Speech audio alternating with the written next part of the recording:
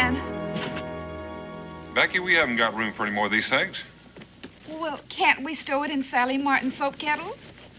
There's no soap kettle. Oh, dear. It must still be on board the ship. That's all this wagon needs is a 100-pound soap kettle. Now, Daniel Boone, we only bought what the people back home have to have. The way Cincinnati's been lately, Boonesboro might as well not have a store. Oh, don't fuss. I'll go see if it's on the ship. Well, never mind. I'll go. Just in case anything else is forgotten, I'll go along. I'd better tell Israel.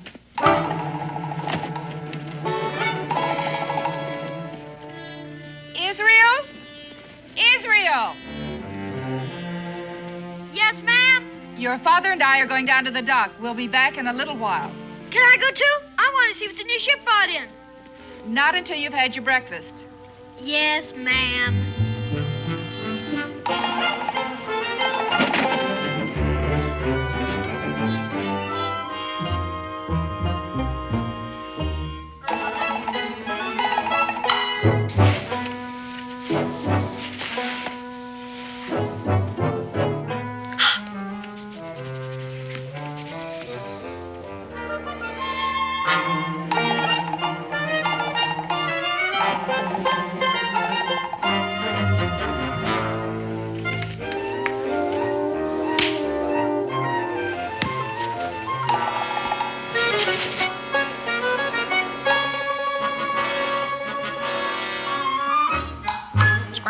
Square deal. Did you say something? Square deal. Square deal. Talking crow? With a gold chain? Pure solid gold. Hey, you stay right there till I go get Pa. Hey, that's my new minted silver crown. A deal's a deal, mister. You drop that.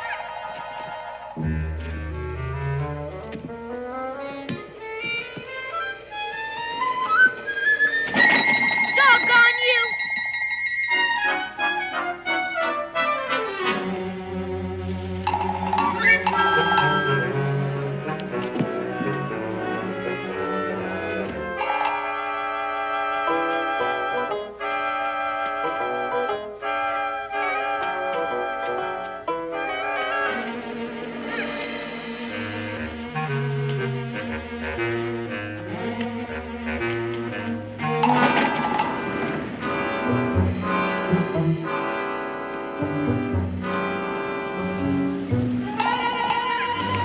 You doggone bird!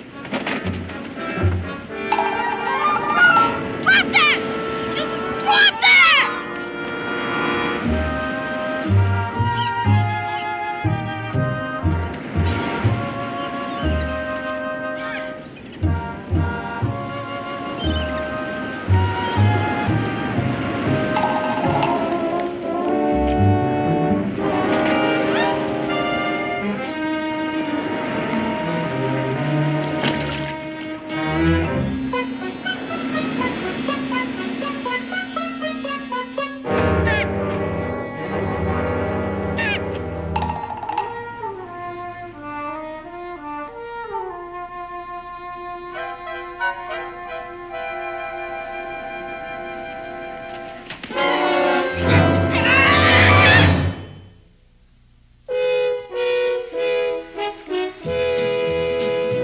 Daniel Boone, what a doer, what a dream comer, truer was he. From the coonskin cap on the top of old Dan to the heel of his rawhide shoe, the ripidest, roaringest, fightingest man the frontier ever knew. Oh, Daniel Boone was a man, yes, a big man, with an eye like an eagle and as tall as a mountain was he. Oh, Daniel Boone was a man, yes, a big man, and he fought for America to make all Americans free. Daniel Boone was a doer, what a dream comer, truer was he. Daniel Boone, Daniel Boone.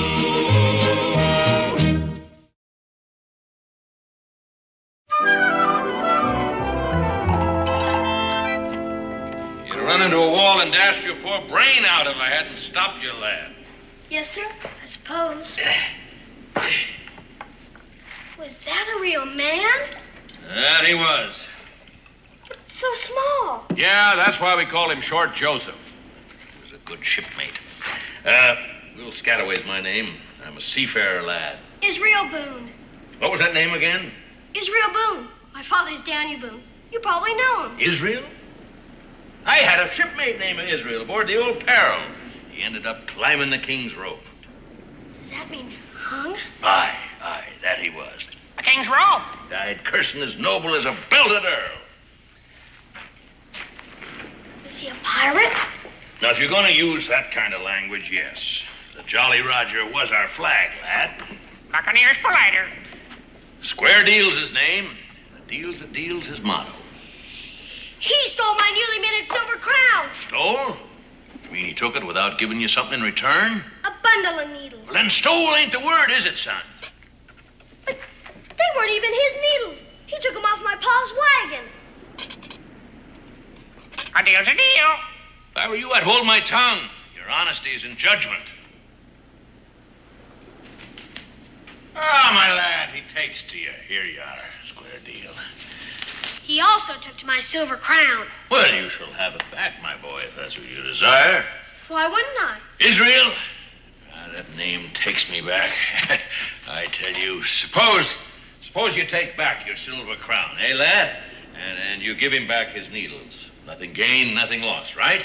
But suppose the next time he's to bring you something 10 times worth what he takes. Where would you stand then, huh? I don't know how you mean. Well, if you go back on him now, could you take advantage of him then? No, you couldn't. Absolutely not. Will you share a little rum with us, huh? No, sir. No, thank you, sir. All right, here you are, Square Deal. There you go. Now let's see. What can I offer you? A coconut. Coconut? Nectar and ambrosia from the South Seas, my boy.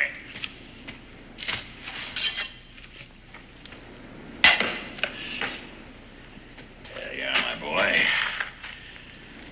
To the 100,000 men, may they rise up from the dead, and may we prove to be true shipmates to the end. Drink up, lad, drink up. Will Scalloway! Will Scalloway! Somebody's calling you. Yeah, I heard. Go on, get out there. Let him see you.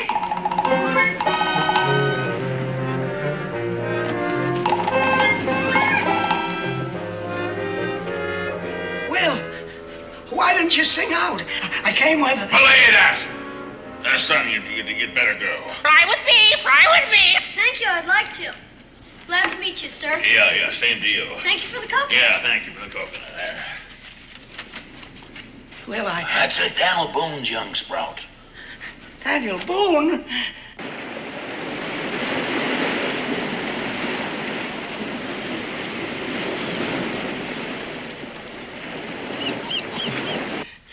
A drink, Will. A drink.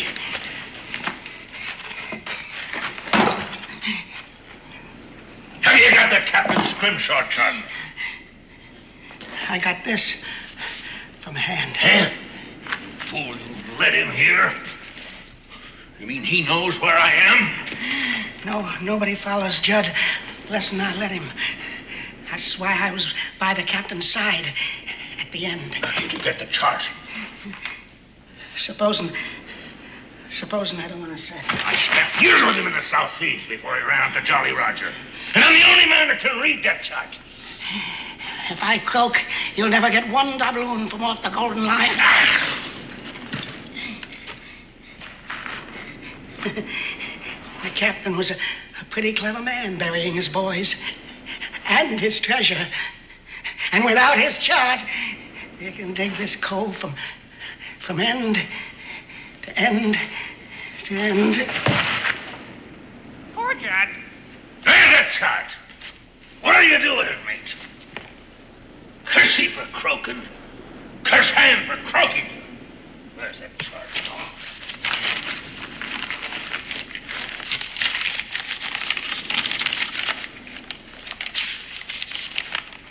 Enlistment papers in His Majesty's Navy? Now, what'd he keep these for unless he wanted to be hung for desertion? He'll haul the bloke. I never knew the old buzzard was married. Nancy May, that's a pretty name for a wife.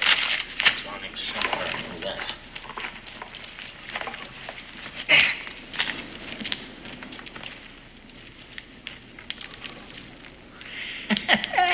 You miser. What's that chart?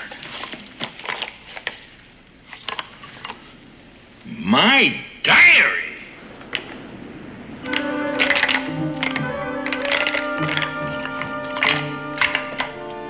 The captain's mark.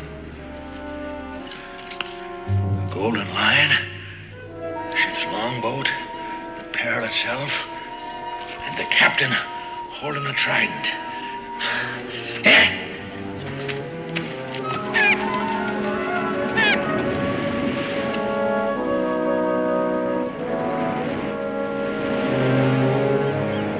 Thank you, Captain. You'll be a rich crow come nightfall. Batten down the hatches, storm ahead. Huh? The Boone lad? You shouldn't have invited him back. Breakers ahead.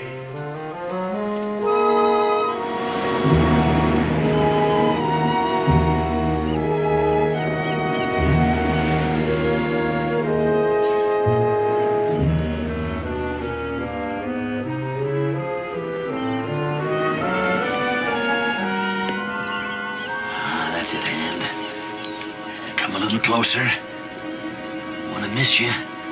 It's a true shipmate.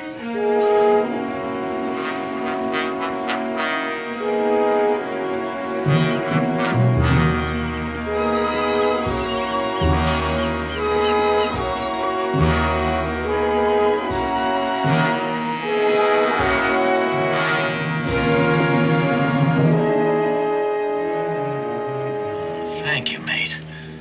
I thought she was alone. Gotta think this out. It isn't as if we were in plain view for them to see. Judd couldn't find us, and he knew where to look. But if they are lucky, you whisk this away whilst I make a deal with Hand. And if I can't, well, the good Lord made the two of us smarter than the three of them. And that's in our favor. Where could that Judd have got to? Either he stopped bleeding or he don't show on these rocks. I don't like this place. Why'd he come here? This be Black Cove, dummy. Treasure's buried hereabouts. I ain't dumb. Don't call me dummy!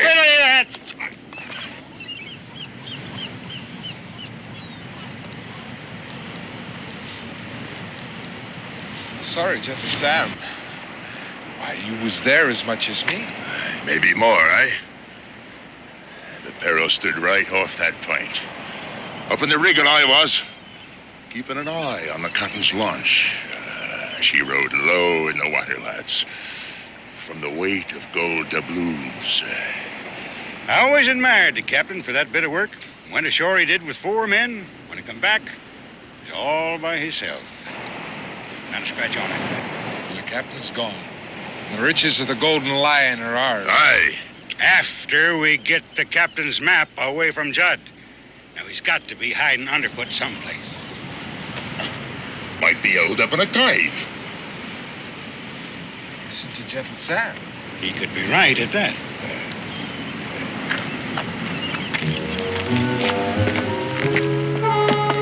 Now, the second I give the sign, you get it out of here. Aye, aye, sir.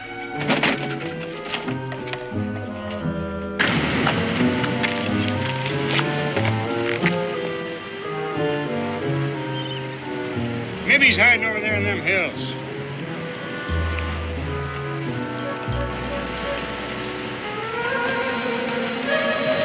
Not yet! Come back here, you! Look, That's square deal. and Will Scataway ain't far away. Well, Scataway and Judd are in cahoots. That's why Judd come running here. Which way that bird come from? Out of the rocks below.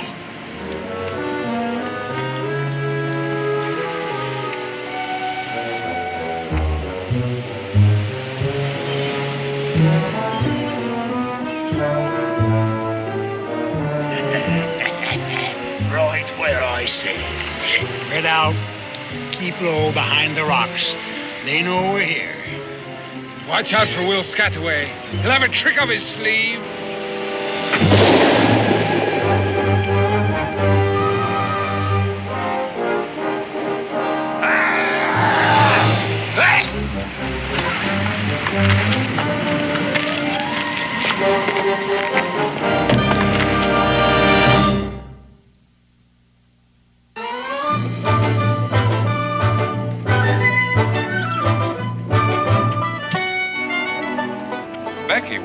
all of this?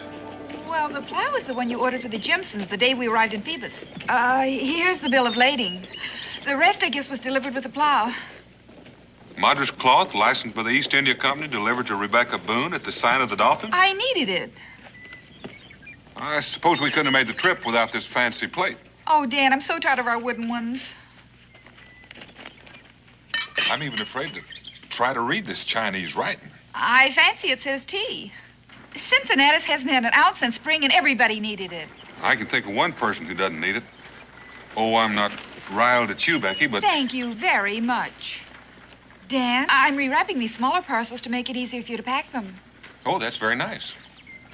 Doesn't make the wagon any bigger. You know, by the time I've piled all this on top of that, it's going to make this wagon so top-heavy. What are we going to do? Go down to the smithy and get a bigger wagon. Pa! Ma! You'll never guess. You bought something with your newly minted silver crown. No, a crow took it. A what? A crow. He flew into my room and traded me for it. Well, I reckon you've seen the last of your coin. Oh, no, sir. I followed him. He had a gold chain around his neck. A crow with a gold chain? Pure, solid gold. Square Deal's his name, and a deal's his motto. He can talk. He lives down by the ocean in a little cave. Well, I always thought he was a parrot. I think he's a pirate, if you use that sort of language. Buccaneers plied her. Oh, Israel. His best shipmate was named Israel, too. But he ended up climbing the king's rope. What? They hung him. Daniel. I'll talk to him when I get back. We're leaving tomorrow, I hope. And high time. Pa didn't believe me. That's because you exaggerate. And you went to the docks without breakfast after I told you. No, ma'am. Just come with me right now and I'll prove it. Right now, you're going upstairs and you're to comb your hair and wash your face. And then you're going downstairs and apologize to Mrs. Browning for being late. And then you're going to ask her to please feed you. But, Ma, won't you please listen? Did you hear me? Yes, ma'am.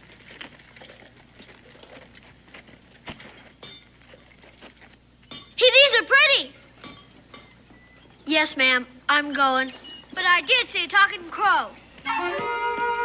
Oh, heavens to Betsy. Talking crows. Gold chains. Pirates.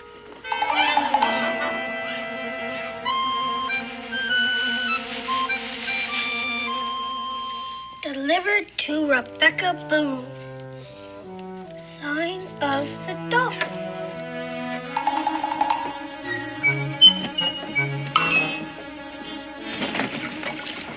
Hi. Ahoy, mate.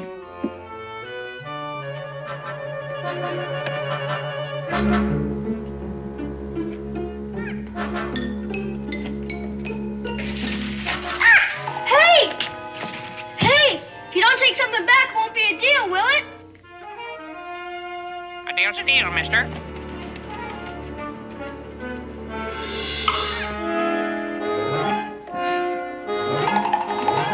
Well, at least you got something.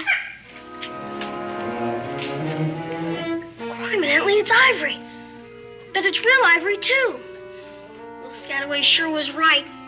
But this is worth 100 times more than that old crown.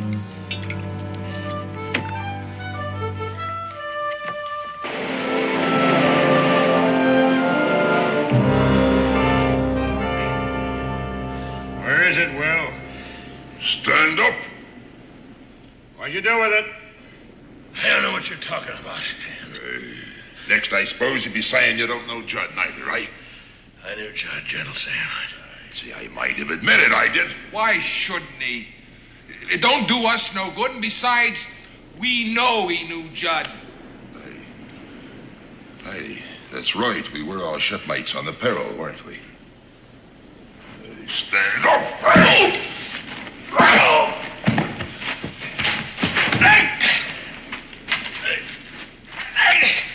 Ready to talk now? Huh? What about? This is your last chance, Will. Where's the map the captain drew to the treasure? I never knew the captain drew a map to the treasure. Why don't you shoot him? Let him say goodbye to his last chance of getting the treasure. Always a trick up your sleeve, eh? Make him swear on the skull. What's the use? He'd lie. Would you lie on the skull?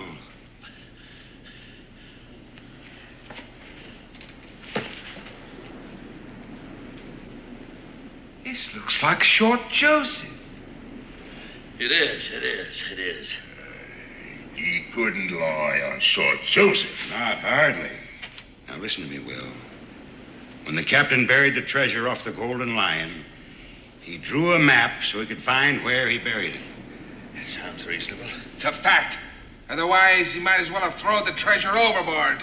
When they held the captain to be hanged, I offered him a monarch's funeral for that map.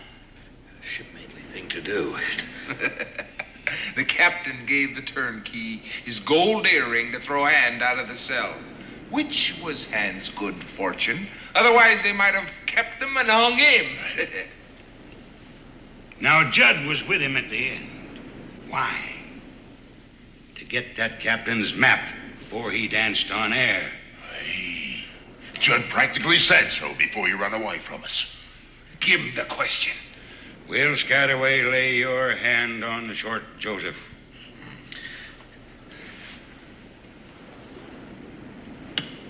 Where is the map the captain drew to the treasure? I swear on Short Joseph, I never knew the captain drew such a map. And I never saw such on paper or parchment. He lied. He lied on Short Joseph.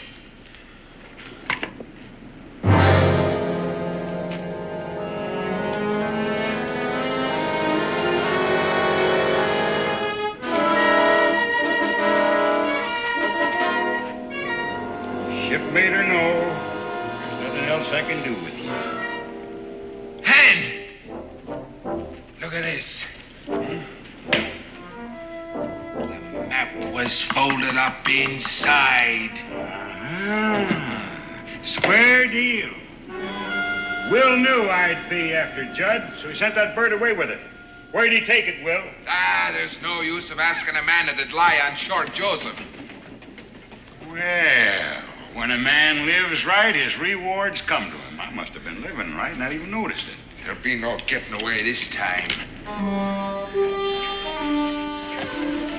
Abandon ship! Abandon ship!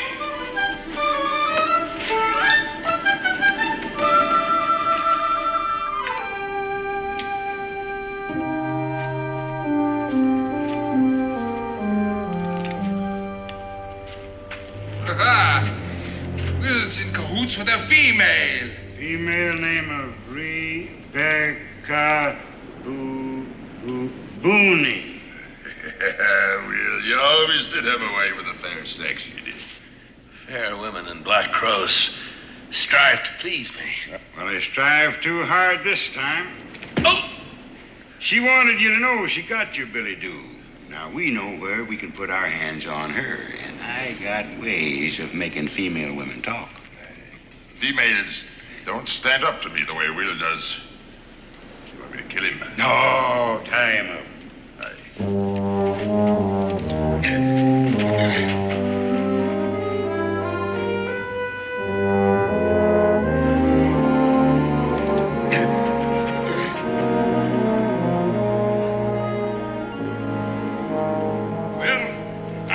You dig up the treasure for me, and then I'm going to drop you in the hole just like the captain did his for.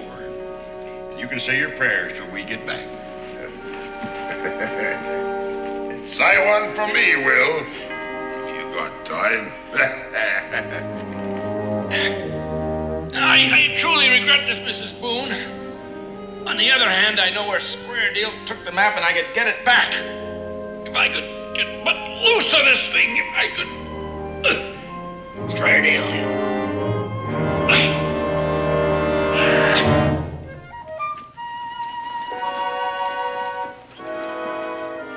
But it is real ivory, huh, Ma? It most certainly is, and the finest example of Scrimshaw carving I've ever seen. How much money is it worth? Israel Boone, you look me in the eye and tell me to whom this valuable ornament belongs. To me, Ma. Don't you dare tell me again a bird brought it. All All right, I won't.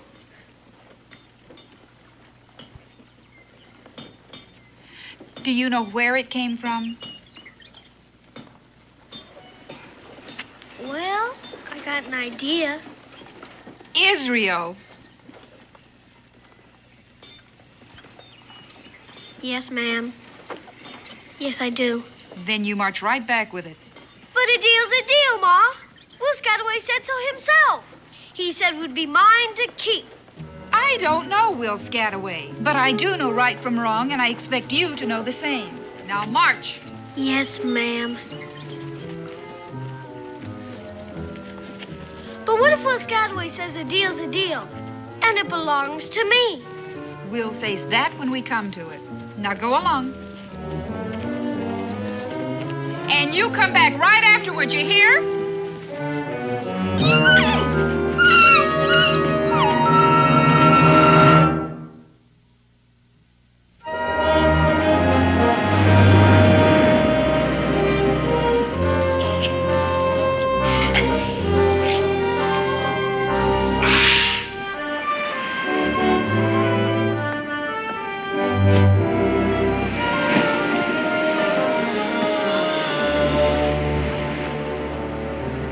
Guess he didn't think much of his trade once he got it home. Israel! Israel, my boy! Yes, sir? Are you alone? Uh-huh. Come in, boy! Come in! Yes, sir.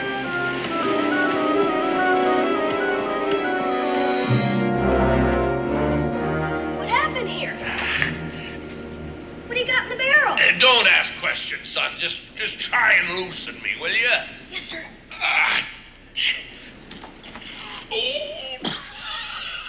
I don't think I can do it. When a man from the peril ties a knot, son, that knot is tied. Buccaneers attack you? You may call them pirates with me blessings. Try cutting me loose. No. The blade is over there. Over there. Be quick.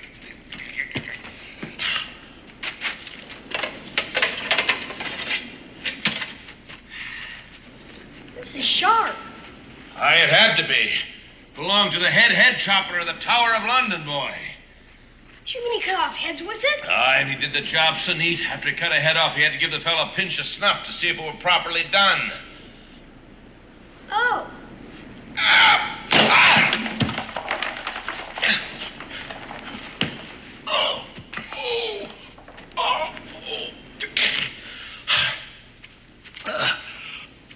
Are you in pain, Mr. Scataway? No, son. I'm just getting the circulation back in the old limbs, that's all.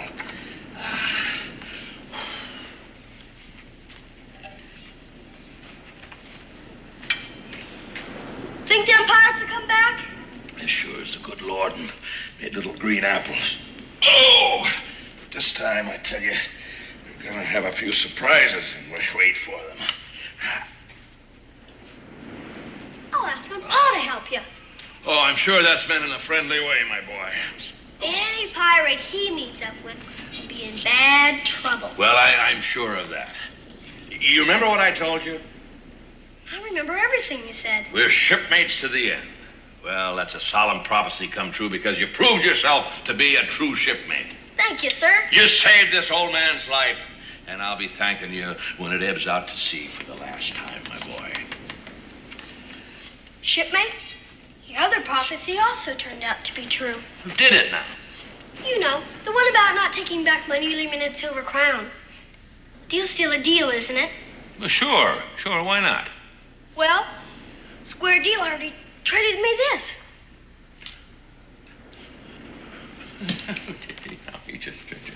My mother said I must take it back. Well, I'm sure. Sentiment of noble womanhood. Your mother's a fine... I know that. I really do know that. She just wouldn't believe me when I tried to tell her that a deal's a deal. I think she would if you told her. I said, if you just explained... I heard, Israel. I heard, son. Maybe some other time. Yeah, maybe some other time. Sure, why not? Except we won't be here. You won't be here? Well, why won't you be here? We're going home.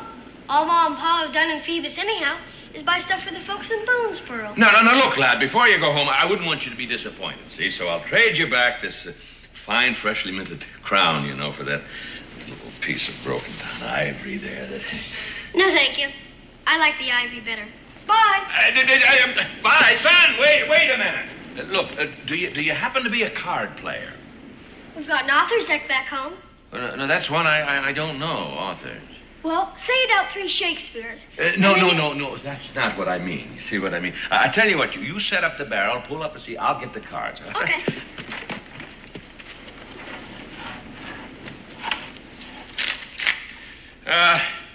Here's a little card game, a seafaring game. We call it cutthroat in the forecastle.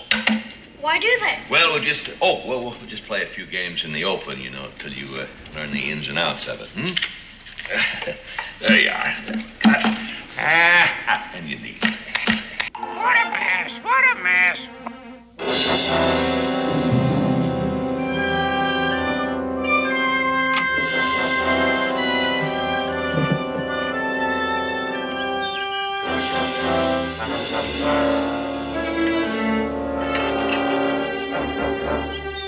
Becky?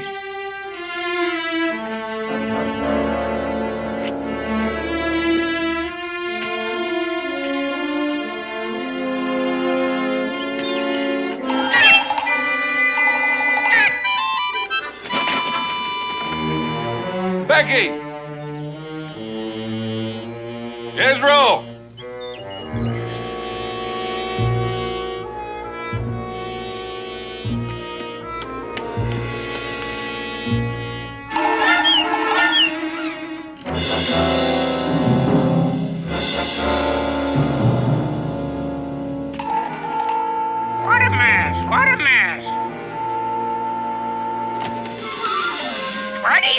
A deal's a deal.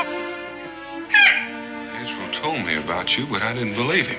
Israel climbed the king's rope. What's this about Israel? They hung him, stupid. Must be something wrong with me talking with a crow. Now get out of here. Foul weather at the cave. What's this about the cave? Batten down the hatches, storm ahead.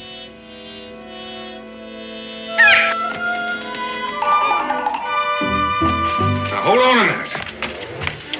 Wait a minute, will you?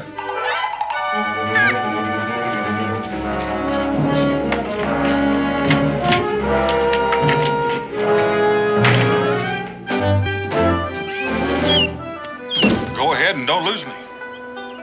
A deal's a deal.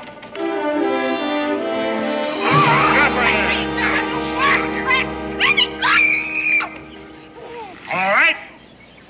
Where is it, Beck? Where is what? Where is that treasure map? I don't know anything about a map, and I don't know anything about a treasure. And I think you've been listening to too many sailor stories. Hey, maybe I should wallop her, eh? In a minute.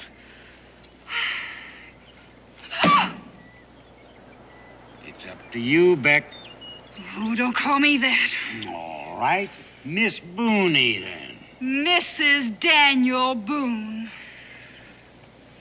Daniel Boone? Oh, I even heard of him.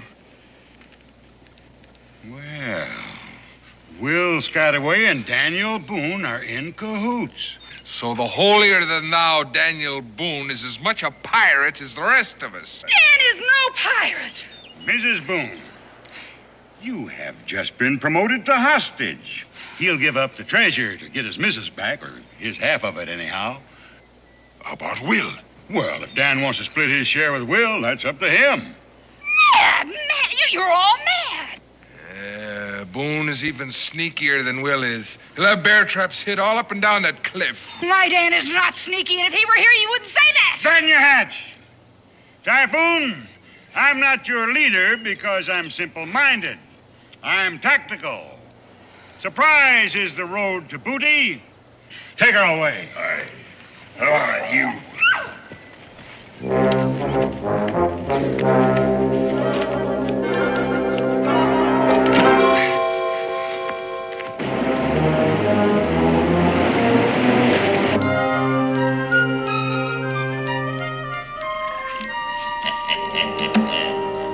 I win again, even with the Israel. Let's make it interesting. It is interesting. You like my head chopper sword, eh? Oh, yes. As much as that Ivory trifle square deal traded you? Well... How about the sword and these golden doubloons? Gee. I'll bet you the lot against that Ivory trifle. Oh, no. Oh, why not? I'm not allowed to bet. There's no more time for compassion. Time for what? Just look at the sword and the doubloons. They are interesting. I've got no more character. I'm getting old. Well, now, you may not get any older. Pa! Outside. Now, where's my wife?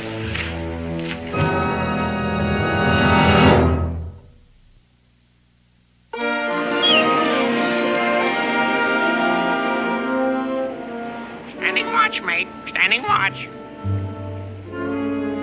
You stand watch for both of us.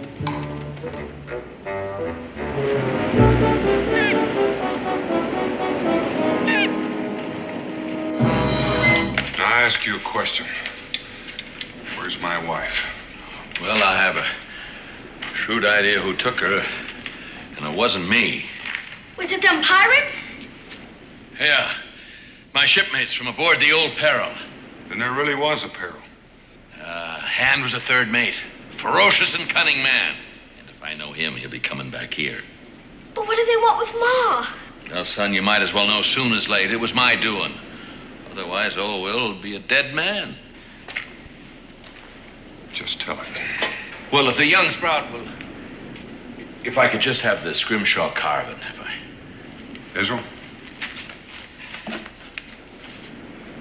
This is what Hand wants, only don't know what it is. Then how can he want it? Well, if I could step past without getting a hole in me gizzard, I'd...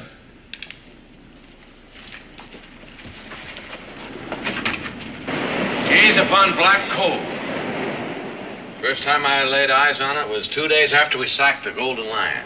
Ah, the Golden Lion.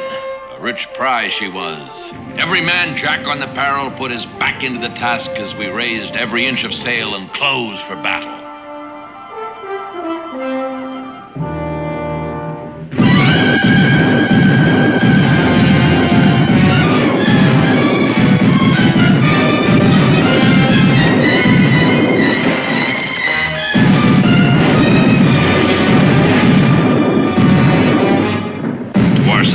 She gave as good as she took.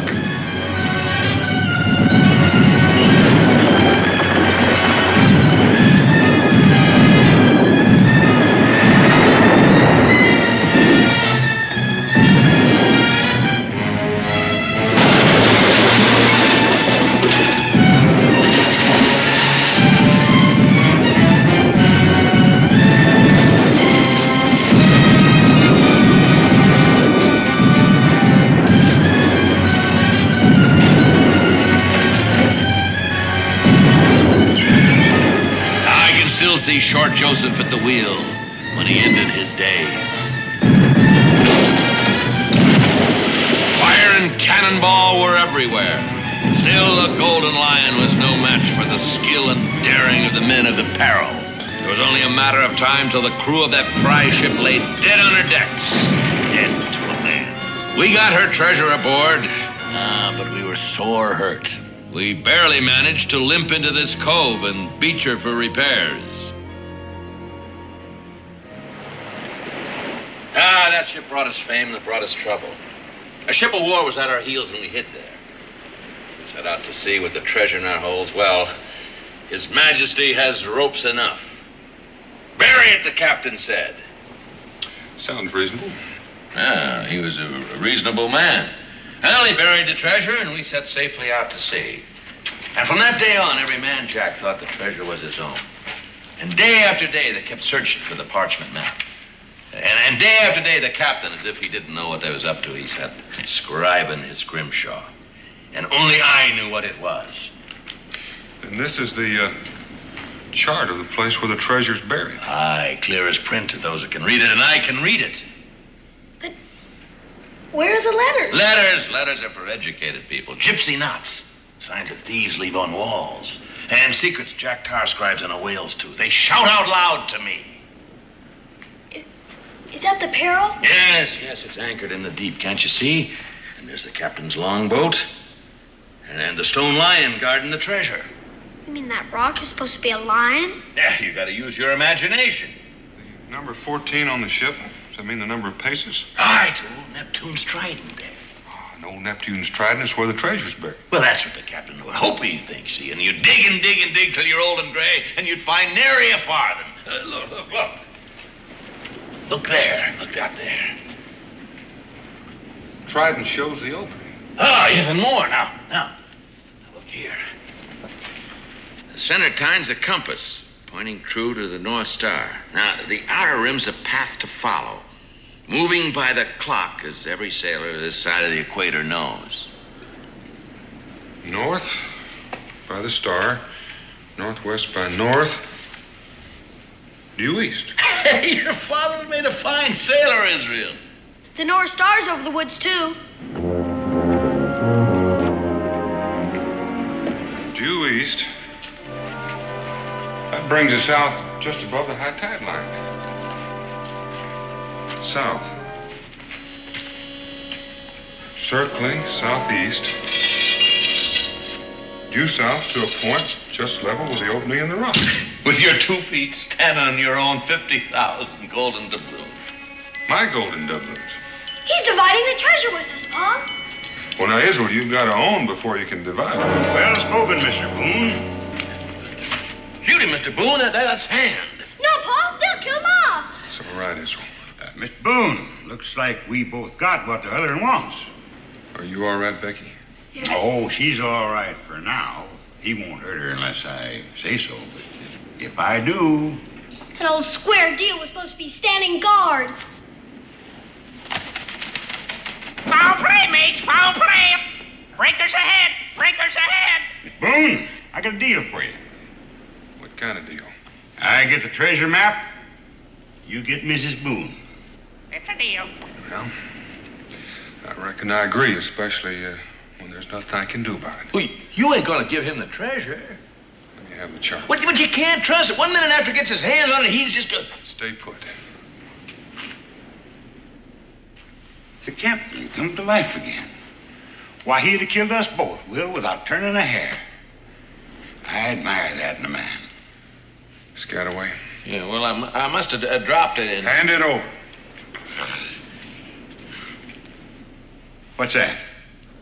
What are you up to? You've seen it before, haven't you?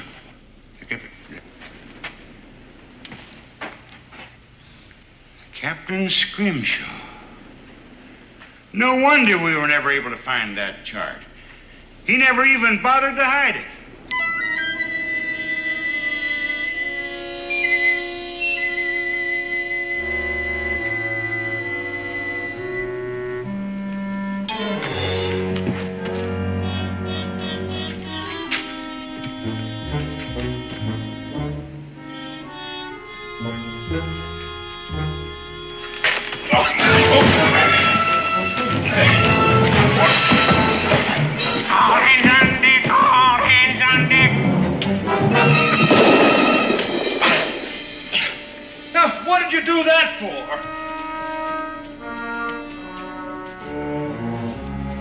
Farewell to the treasure. Looks like we're going to have quite a hanging. Climb the king's rope. I ain't hanging for nothing. Neither.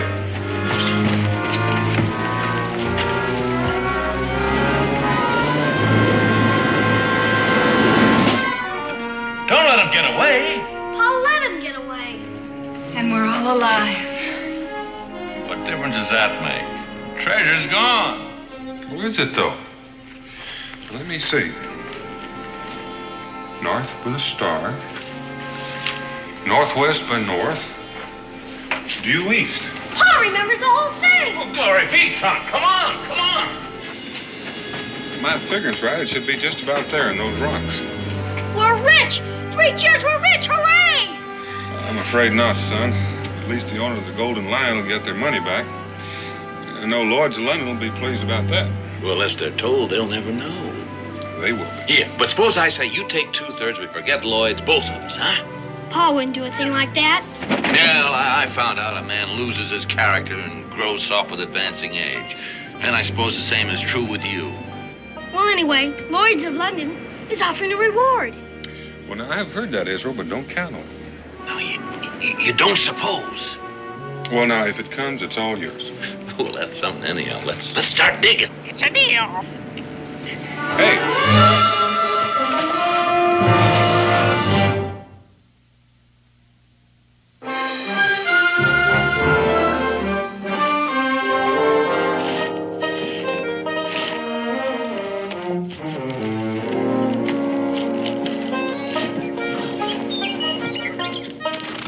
All right, Will.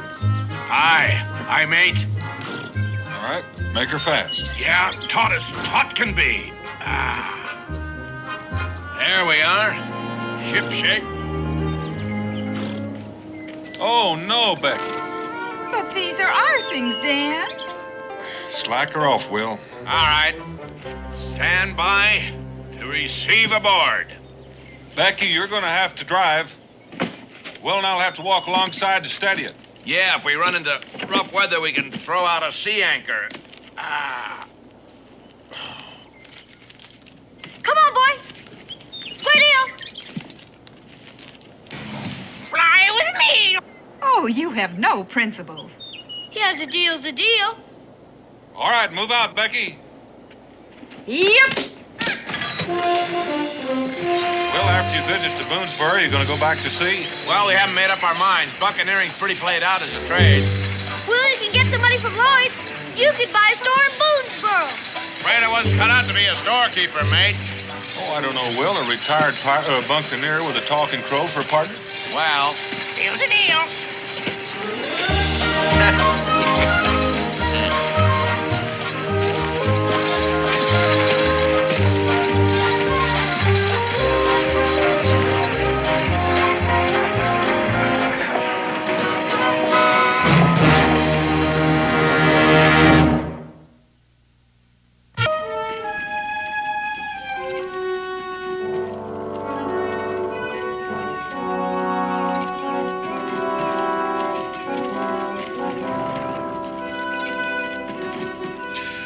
Reckon that's what we've been waiting for.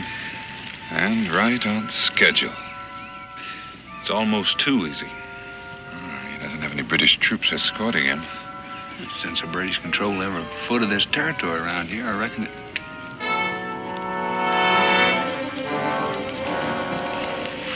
Shawnee? Yeah. Well, that's something we didn't count on. We are the British.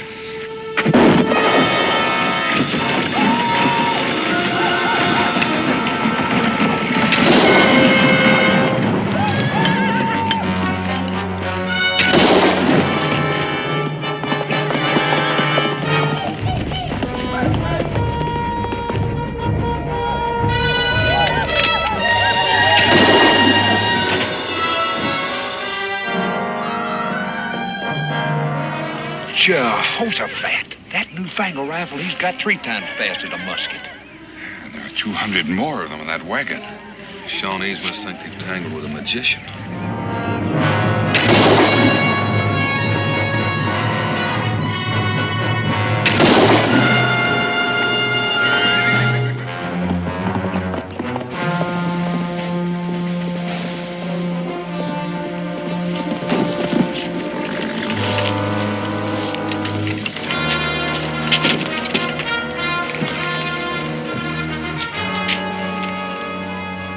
Don't move, Major. I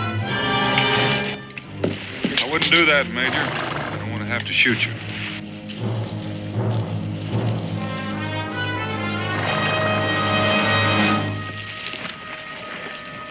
Don't be alarmed, Major Richardson. I'm not a Shawnee. You know my name? Major John Richardson, soldier, inventor, just arrived from London. With this extraordinary weapon, it could very possibly turn the tide of the revolution in favor of the British. It will, I assure you. Not as long as we have you, Major, and that rifle. And as for your generals, well, that's just an experiment. No more of them can be made without you. Oh, we have excellent sources of information. Yes, spies. Patriots, Major. The revolution has friends everywhere, even some in high places in England. Thanks to them, we know that you've only manufactured 200 of these. We know when they were shipped from England. We know that they're all in this wagon. Ain't that neat? We got the Major and the wagon. Except for just one thing. There's not a single rifle in that wagon. You were saying? What else do you know? You said it seemed too easy, Daniel. Those rifles are where they'll do what they were designed to do. To kill so many of you rebels that you'll be forced to abandon this foolish insurrection. My rifles, gentlemen, are in British hands. Your little adventure has failed.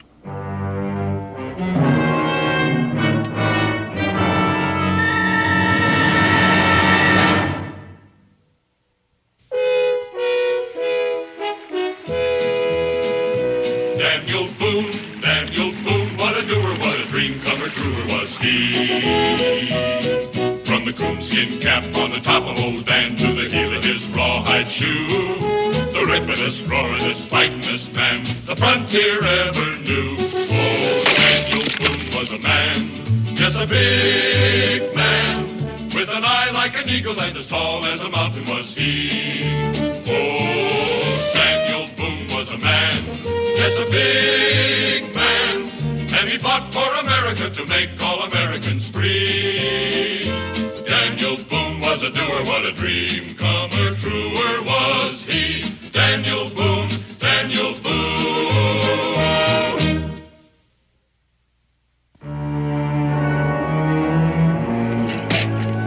I never saw so much foolish stuff for a soldier to be carrying. He must have 10 uniforms, boots, all kinds of reading books, silver eating tools, white tablecloths. Major Richardson is a British gentleman first, Jeremiah, and the soldier second. His inventions have made him a rich man, and he's learned to live like one. He's got some kind of a machine in there. Looks like it for fixing guns. You know, the fact that he's heading for those rifles must mean our information about date of arrival and port of delivery is wrong. We British are not bested so easily by your friends in high office. You see, we arranged for false information to be circulated, anticipating just such a contingency as this.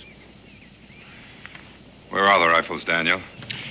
Well, according to this, they're due to be delivered in Salem and then on to Fort Stiles. Fort Stiles has only a small garrison, a few dozen men. Well, according to this, 200 hand-picked riflemen are en route there to train and serve under Major Richardson. To prove the rifles under battle conditions. I think that's the idea. Rather frustrating, isn't it, Mr. Boone? Those rifles won't do them much good without you, Major. My dear man, the whole British Army doesn't cease to function if one officer disappears. Anyway, anyone can learn to fire a breech loader, even mine. In any case, I'm of no value to you without my rifles. I think he's got a point, Mingo. Well, you ain't gonna let him go, Daniel. Not exactly. The Major arrived at the port of Boston less than a week ago, and he's never been here before. That's correct. What about it? He's due to report to Fort Stiles. Now, chances are no one there knows what he looks like. Mr. Boone, surely you're not thinking of trying to pass someone else off as me. I am thinking about it, considering the stakes. Well, they may not know my face, but my reputation is well established. Anyway, where could you possibly find anyone in this wilderness to impersonate an educated British officer and gentleman of breeding and culture? Right here.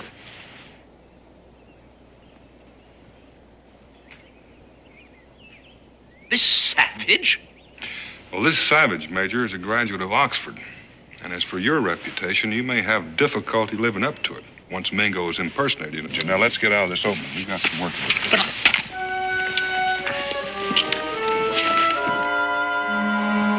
All right, Mingo, go.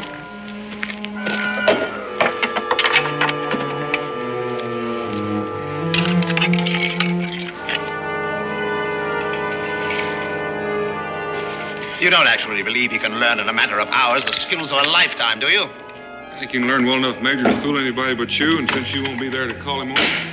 Done. First rate, Mingo. Now let's work on firing.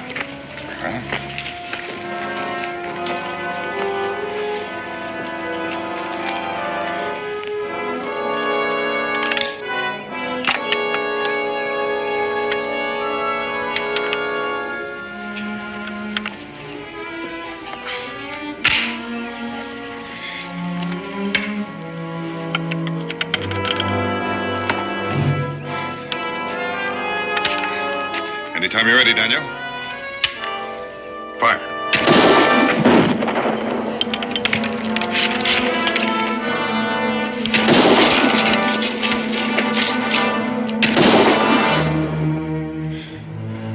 I never expected to see the day when I could fire more rapidly than you, Daniel.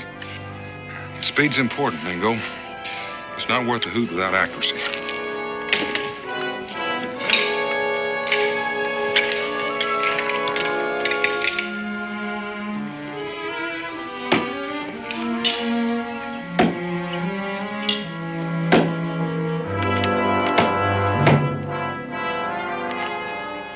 At the same speed.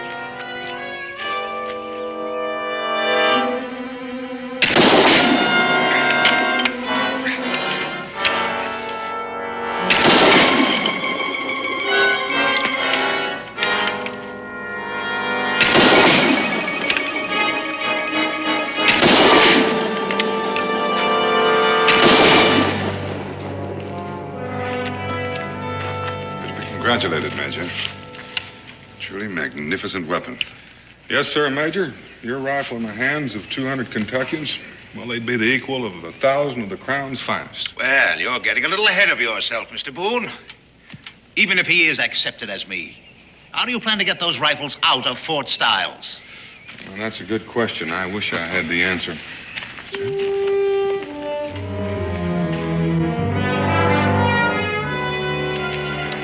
By golly, Mingo, it suits you.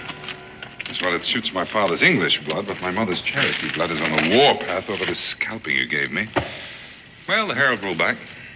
Yes, if my head is still connected to my neck when this is over. Well, there's no call to fret about that. I understand spies are shot, not beheaded. I can't tell you how that reassures me, Daniel. By the way, how am I to contact you when I've arranged everything? You're orderly. Orderly? Jeremiah.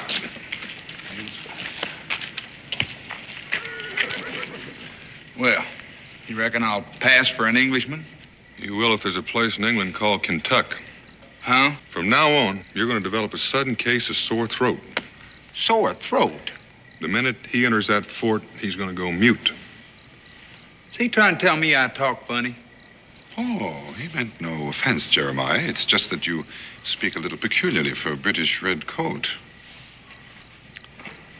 Daniel, do you intend to remain camped here? Mm-hmm. Aren't we a bit close to Fort Stiles? I know that. But it shouldn't take you too long to figure a way to get those rifles out. The Major's wagon should come in handy. You can get word to me by Jeremiah, hopefully by morning. There's liable to be redcoats swarming all over this place come daylight, and there may even be patrols through the night. Major, I'm going to have to ask you to change your uniform. I will not, sir. Well, either you take those clothes off or Mingo and I are going to help you. Jeremiah's clothes should fit you just fine. Those filthy buckskins? Impossible.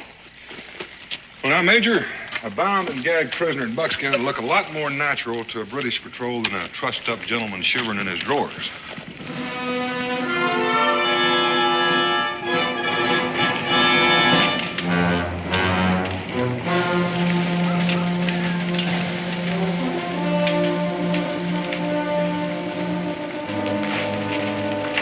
British officer wagon approaching the gates.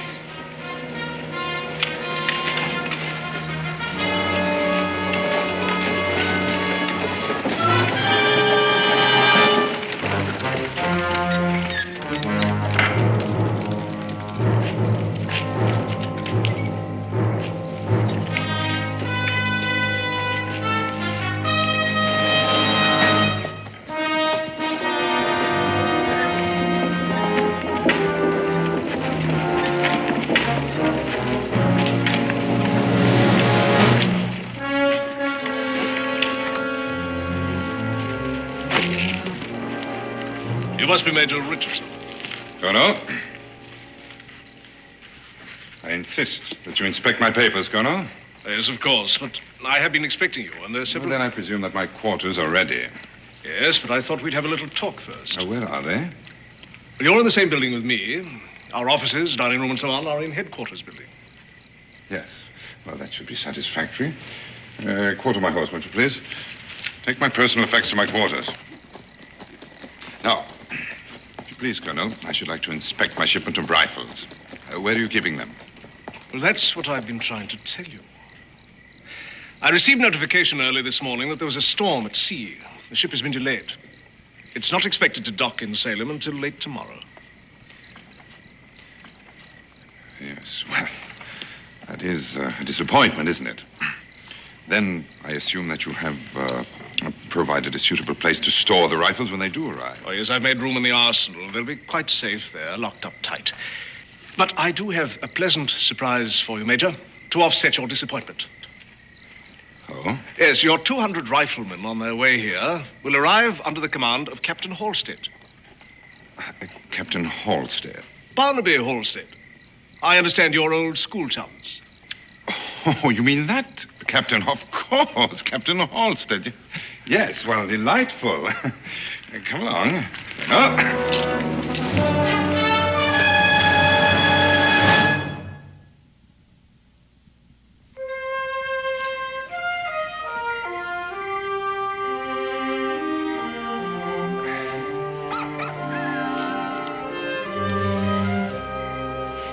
I reckon you're used to something fancier, but your appetite ought to make this taste pretty good. I shall take extreme personal pleasure in attending your execution, Mr. Boone. You like to count your chickens, don't you, Major? You'll never get those rifles out of British-held territory. Even if your Indian friend does succeed in fooling the commandant at Fort Stiles. Why don't you kill me, Mr. Boone? If you're entertaining an idea of somehow using me to aid you with your flight... Eat it. It tastes better while it's hot. I never claimed to be much of a cook, but it is nourishing. What is it? Be quiet. Be quiet. Why should I?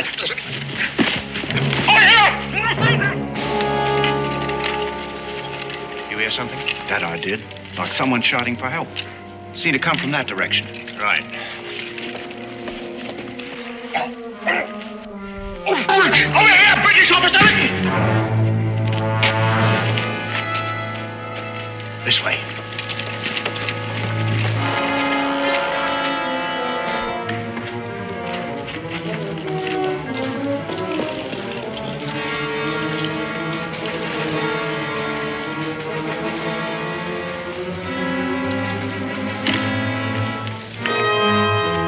Over there. Spread out.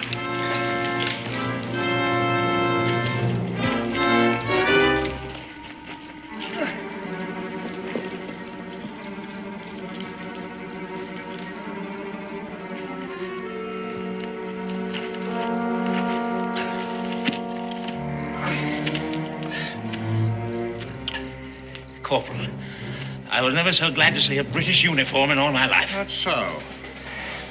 See, some rebels. They made me prisoner. And who might you be? Oh, the clothes. I'm Major Richardson, Corporal. Major John Richardson. Some rebels captured me. But if you'll be good enough to untie me... Yeah, I'll untie your legs, all right. So you can march at the point of my musket. You're making a terrible mistake, Corporal. Well, one of us surely is, mister. Major John Richardson arrived at Fort Stiles an hour ago. Fool, that man is an imposter. Well, that's for the colonel to decide, not me. Now march, mister.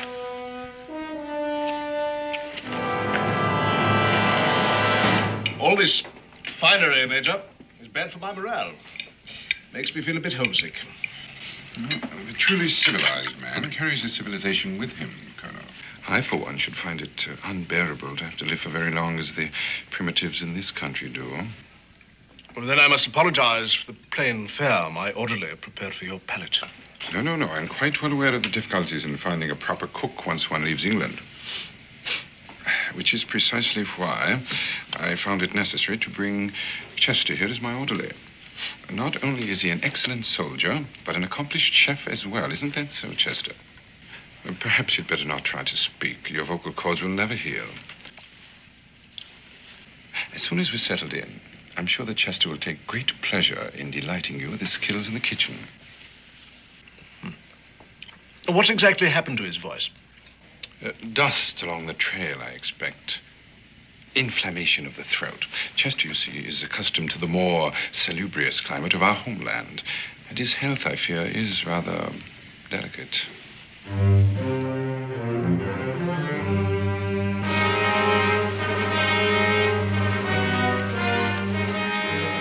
Corporal Watkins and patrol. Open up.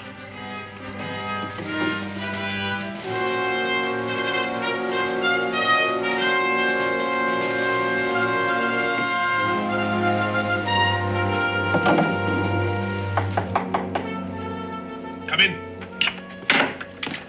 Oh, sir, there's something that requires your attention. Yes, what is it, Corporal? Well, it's urgent, sir. Well, speak up, man. Well, I don't think you'd want to bother Major Richardson, sir. Well, I'm sure it can wait till I finish my coffee. Well, I suppose it can, sir, but I thought you might like to attend to it now. I mean, just in case there's something to it. Not that I think there is. All right, Corporal, all right. Anything to stop your babbling. Excuse me, Major. This will only take a moment, I'm sure. What do you suppose that was all about? I don't know. But why do you keep telling him I'm such a good cook? I was playing a part, Jeremiah. Overplaying your hand is more like it. The way you talk to him, he's a colonel, you're a major. You've seen the major. You know his reputation. He'd be arrogant before the king. Maybe, but if I do any cooking for him, you're going to have a sick colonel on your hands. That might not be such a bad idea. Look, we've got to get word to Daniel. Tell him that the rifles won't be arriving until late tomorrow and that a friend of the major's is due here. I can't just walk out of this fort. No, I guess you can't. But you are supposed to be a master chef, and a master chef uses rare herbs and spices that grow in the woods. I wouldn't know an herb if I fell on one. Well, most people wouldn't. Well, you can't speak, so I'll give you a note to show the guard at the gate. After you've talked to Daniel, pick some weeds to take back with you. You people are ingenious. You know, your story is so ridiculous, I'm almost inclined to give it some credence. Well, why do you suppose I was tied up? And why did I shout for help? Well, certainly the corporal told you that... that... have to do better than that. Anyone can tie a rope around his legs and shout for help. The corporal surely told you there was another man there, the one they followed. Yes, and lost. Your accomplice in trying to convince us of this nonsensical story. For what reason? Well, probably to get your hands on those rifles, I expect. The rifles? Yes, the rifles. That imposter brought one with him, didn't he? Well, look, I can describe it to you. Yes, prove to you that I know it as only the inventor could. Major Richardson has already done that. Major Richardson? I know you people have friends in London, and I'm sure they've given you all sorts of information about Major Richardson and his rifle. There's one thing they can't help you with. Major Richardson is a born and bred Englishman. There's no doubt about that. You fool. He's an Indian. Oh, you are amusing. You mean he's one of those savages? Yes, yes. He's an Indian. He just happens to have graduated from Oxford. It gets better and better. Wait a minute. Wait a minute. His orderly. He told you the man had a sore throat, didn't he? Well, that's because he's a Kentuckian. Yes, one word out of his mouth and you'd know something was wrong. Well, you'll have a chance to prove who you are, or aren't. How? In the next day or so, an officer will be arriving here, a man who's known John Richardson all his life. What officer? A Captain Halstead. Barnaby Halstead? Perfect. Well, your friends have done a complete job, haven't they? That will settle this, won't it? And I'm afraid, Colonel, that when it does, I shall be forced to send a report on this entire matter to London. It's one thing to be cautious, but it's something else altogether to be an out-and-out simpleton. Take this man to the detention cell. Keep a close guard on him. Corporal. Sir? He's either the most arrogant spy who ever lived or the most obnoxious British officer I've ever met. Corporal, I want a constant and close watch kept on Major Richardson and his orderly. I don't want them to know they're being watched. Is that understood? Yes, sir.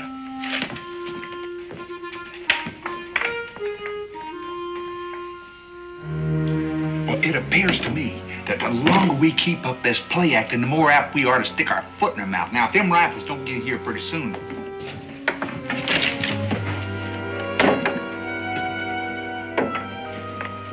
Oh, forgive me, Major. Just some minor administrative detail. Being a fort commandant can be a bore at times. I dare say. Oh, dear, your coffee must be frigid. Chester, if you had more hot coffee for the No, no, thank you. I've had quite sufficient. Chester, how long have you been with the Major? Oh, poor chap. That throat must be as raw as fresh-cut beef. 2 years, Colonel. He was assigned to me directly after I received my commission.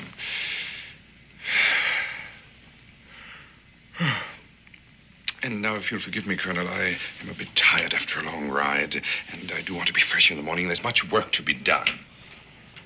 You'll excuse me. You can tend the table later, Chester. I'll need you to help me in unpacking. Good night, Colonel. Good night.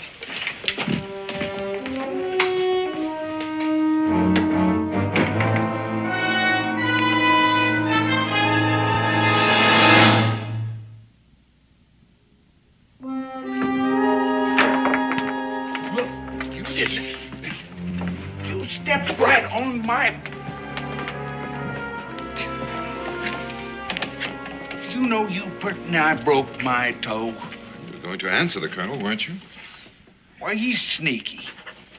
That's because he's beginning to suspect we're not all we're pretending to be. I don't know why, but we're going to have to be doubly careful from now on. Yeah, I should pass you through the gate. I'll tell Daniel about the delay in the rifles and so forth. You're sure you can find him? Look, I may not be much of an orderly, but I ain't no oaf.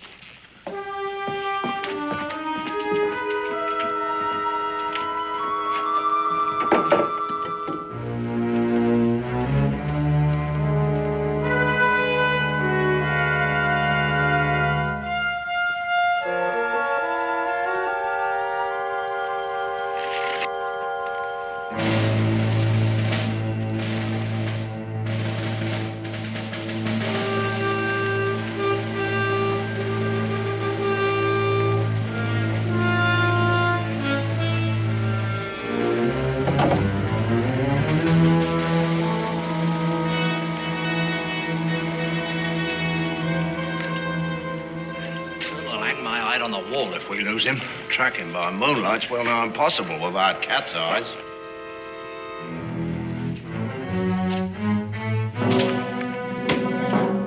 This way.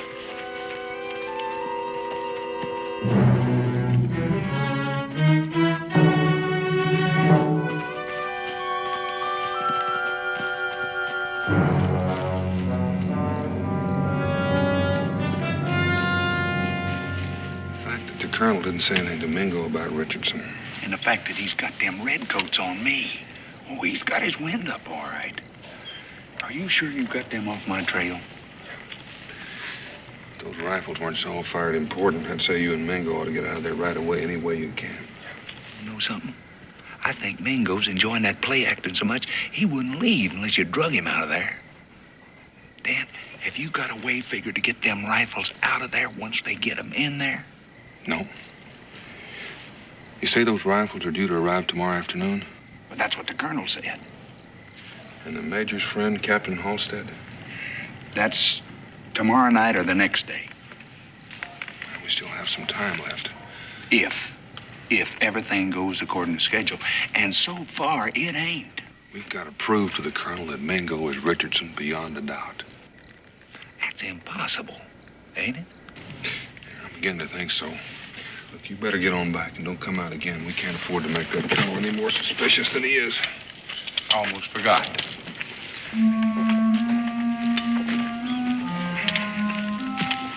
What's that? Herbs. What? Herbs and spices. That's what I'm out here for. I'm supposed to bring some back. Weeds will do just fine. That gives me an idea for your throat.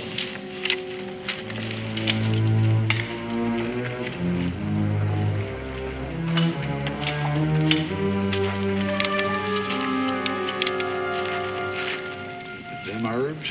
No, it's more like red pepper. Chew it and swallow it. Makes your throat red and inflamed. Oh. Look, Dan, if I don't come out of that fort... Don't come out. Unless there's an emergency or unless the rifles have arrived. By the way, you might let the redcoats pick up your trail and follow you, and that way you'll seem perfectly innocent. You know what? I gotta hand it to you. You think of everything.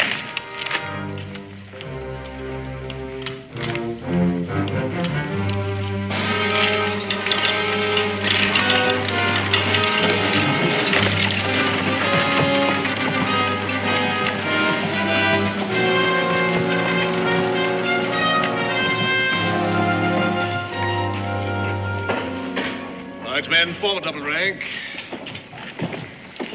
Sergeant, open them up. Well, this must be a big moment for you, eh, Major? It is, indeed. Sergeant! Through that axe. See, Colonel, I want to be absolutely certain that the rifles weathered the sea voyage successfully.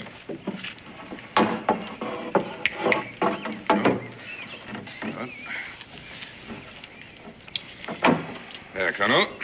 This is the weapon that's going to bring a quick end to the fighting. Yes, I believe it might. If it's all you say it is. Oh, it is. It is indeed, and more, I assure you. I don't suppose you'd care to give us a demonstration, would you? A demonstration?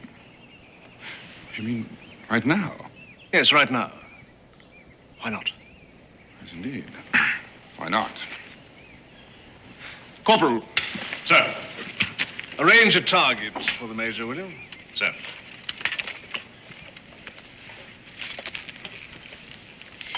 How do you want me to fire the rifle, Colonel? Standing, kneeling, prone, or on the move? On the move? Yes, you see, that's one of the distinct advantages of the Richardson rifle. Well, the choice is yours. Yeah, very well, Colonel.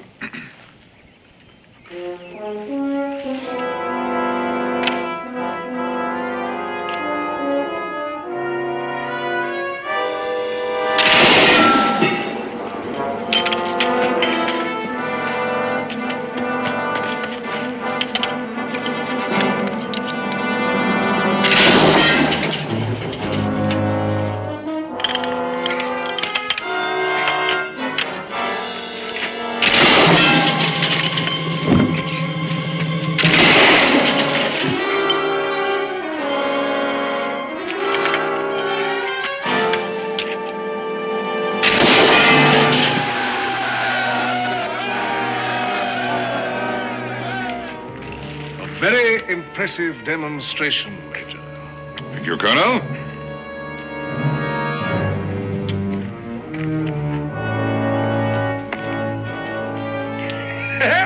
That colonel was so cocksure that he was walking you right into a trap with that rifle, and all the time you was planning to walk him right into his own trap. Oh, it warms the cockles, Mingo. I do say. Well, the important thing is he's just about convinced that I really am Major Richardson. That should give us a little more freedom to work something out. Now, if nothing else happens to arouse his suspicions, we might be able to...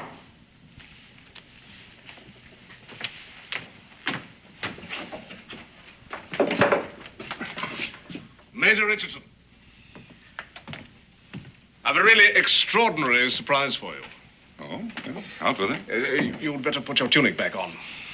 Don't tell me Barnaby Halstead has arrived already. No. I said a surprise. Oh, what could possibly happen in the middle of the afternoon in a frontier fort that would require my being formally attired?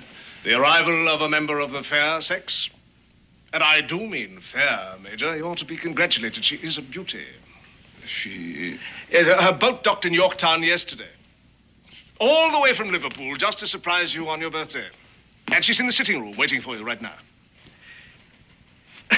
Well, can't you guess, man? Miss Ellen Courtney, your fiancée.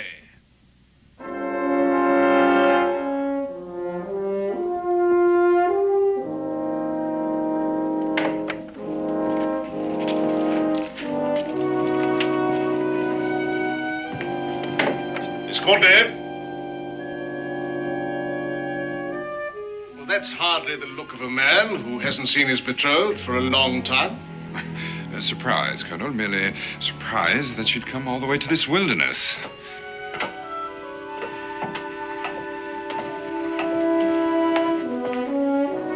John, darling, how wonderful to see you. My dear, how can I ever tell you how happy I am? You almost scared me out of 10 years' growth.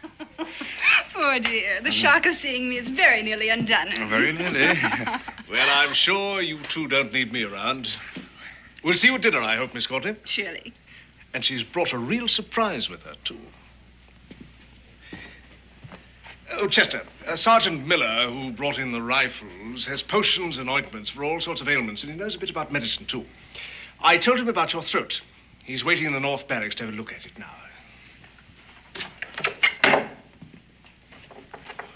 Rebecca Boone, what in the name of heaven are you doing here? Well, convincing the colonel that you're Major Richardson, for one thing. You did a fair job of that, but don't you know the British shoot spies? Oh, I don't think the British would execute a woman. But I don't think they'd hesitate to shoot you and Jeremiah. Yes, and if that Sergeant Miller knows anything at all about medicine, we're right back where we started. Oh, no. Dan will solve that.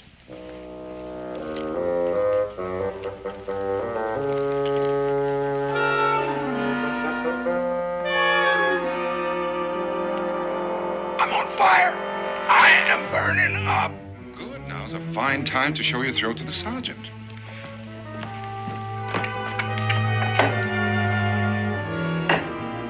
Mingo, Dan says it's going to be impossible to get those rifles out of here. Yes, with that Captain Halstead and 200 British soldiers due here any moment, he's probably right. But he does have a plan for the rifles and the Major. Speaking of Daniel... The surprise the colonel mentioned. Come, my darling.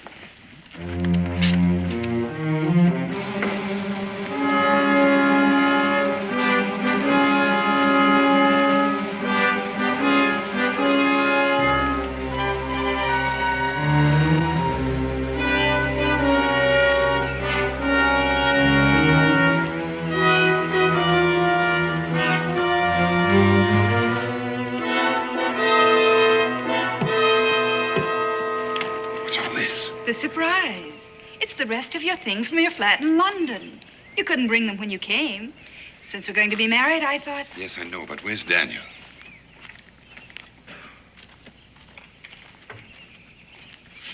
You mean... It's a bit cramped, but he'll be coming out after dark. You said he agrees we can't get the rifles out. What is all this? Well, he doesn't want the British to have them either. And as long as they have Major Richardson, they can manufacture more. Yes, but what are we supposed to do? Of course, darling, we'll have to buy more things. But you'd be surprised how comfy it'll be when I get it all fixed up. Yes. Colonel, can't men be difficult? Forgive me for interrupting. But I've just come from the barracks, Major, and that orderly of yours has a fierce-looking throat. However, Sergeant Miller tells me that he has a swab he's sure will clear it up in no time. He assures me that Chester will be having his voice back in a matter of hours. Oh, I am glad to hear that. Major, I didn't break in like this to tell you that. Not principally, anyway. Well, what is it, Colonel? I want to apologize. I've been keeping something from you out of, well, mistrust is the only word, I suppose. Mistrust, Colonel? Of me? Yes.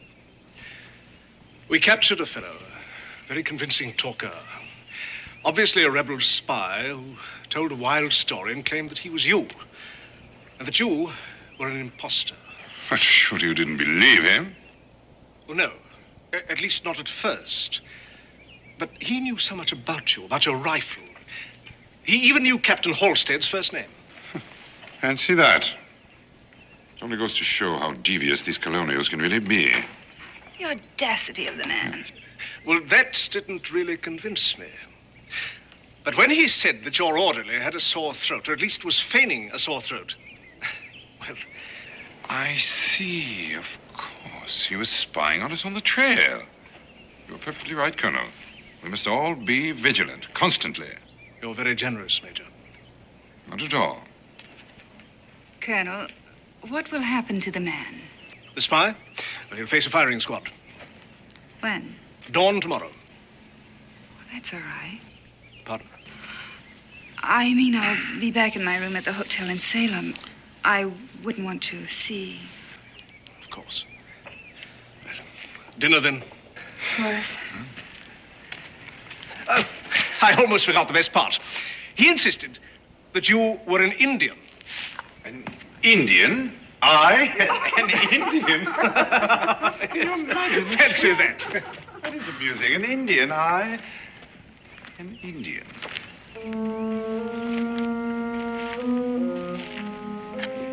Daniel, you missed your calling. You were born to have been a master spy.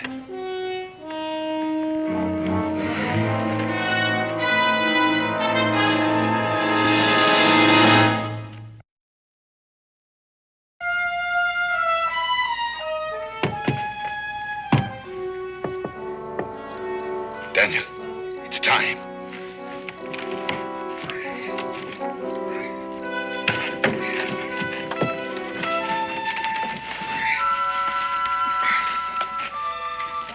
Will this fuse burn long enough? About a minute and a half. I've tested 2 of them. Where's Becky? Inside. I'll need about 10 minutes and then get him out of here. Right.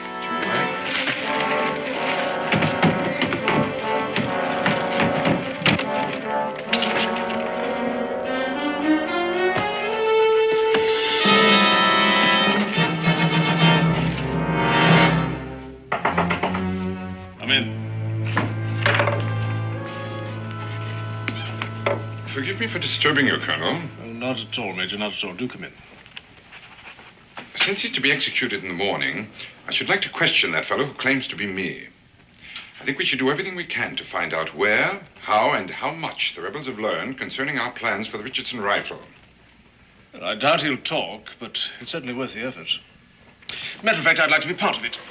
Excellent, Colonel.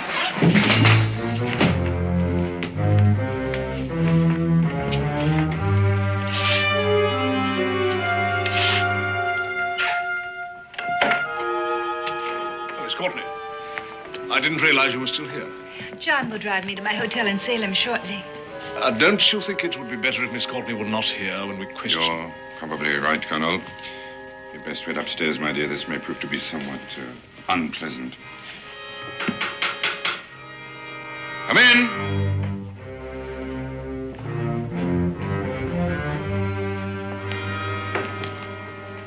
So, this is the fellow who claims to be Major John Richardson. Meet your fiancée, Major. So, you compound the crime.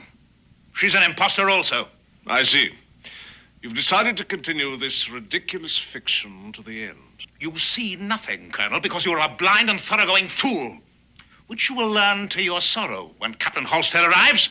In that case, you'd better pray that Captain Halstead arrives before dawn, hadn't you? My dear. Now, look here. Don't you think you've gone far enough with this masquerade?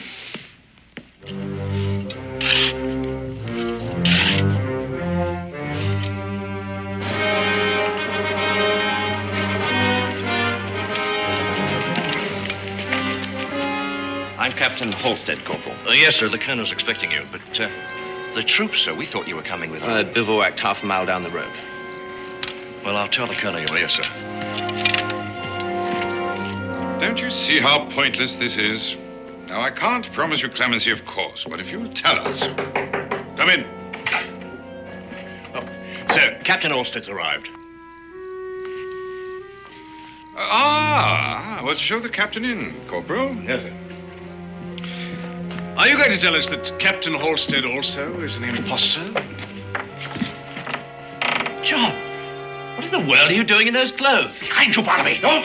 Captain, if you'll join the Major there. I prefer not to shoot you, Colonel. At last you can see with your own eyes what an utter fool you've been. Rebecca!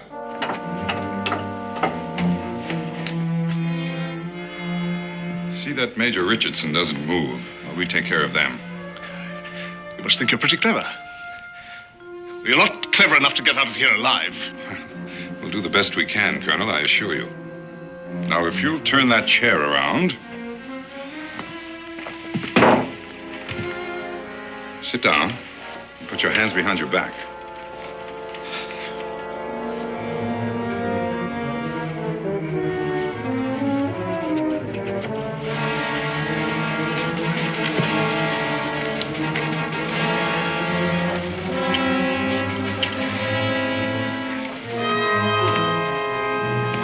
Be grateful, Major.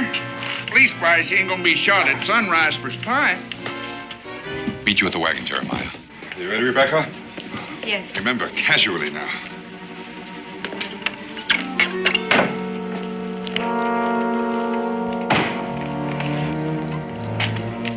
Evening, Corporal. Sir, shall I stable the captain's horse, or shall I leave him here? Captain Halstead will be a while. He's tied up with the colonel. Thanks, sir.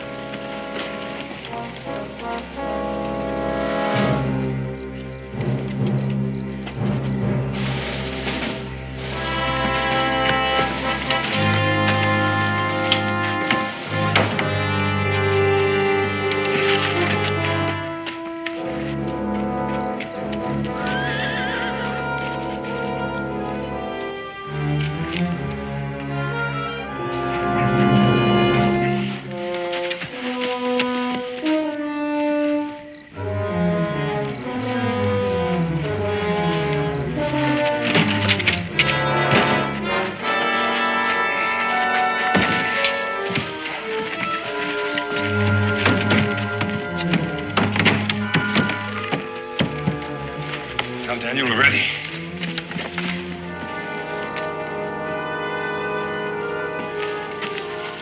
You ready? Right. You say that fuse will burn for a minute and a half. You sure it'll blow up all those rifles in there?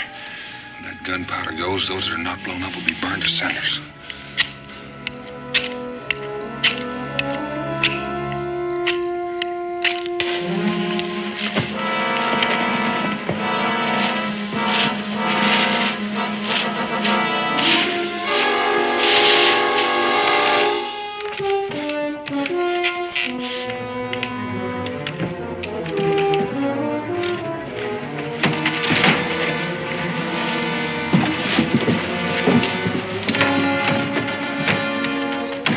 Get out of here.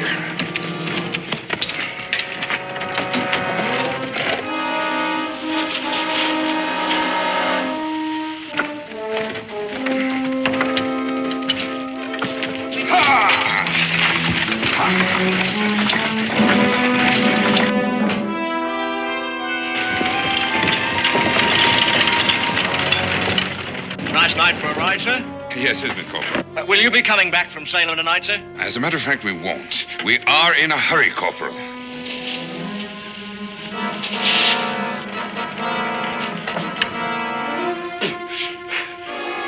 Corporal of the Guard!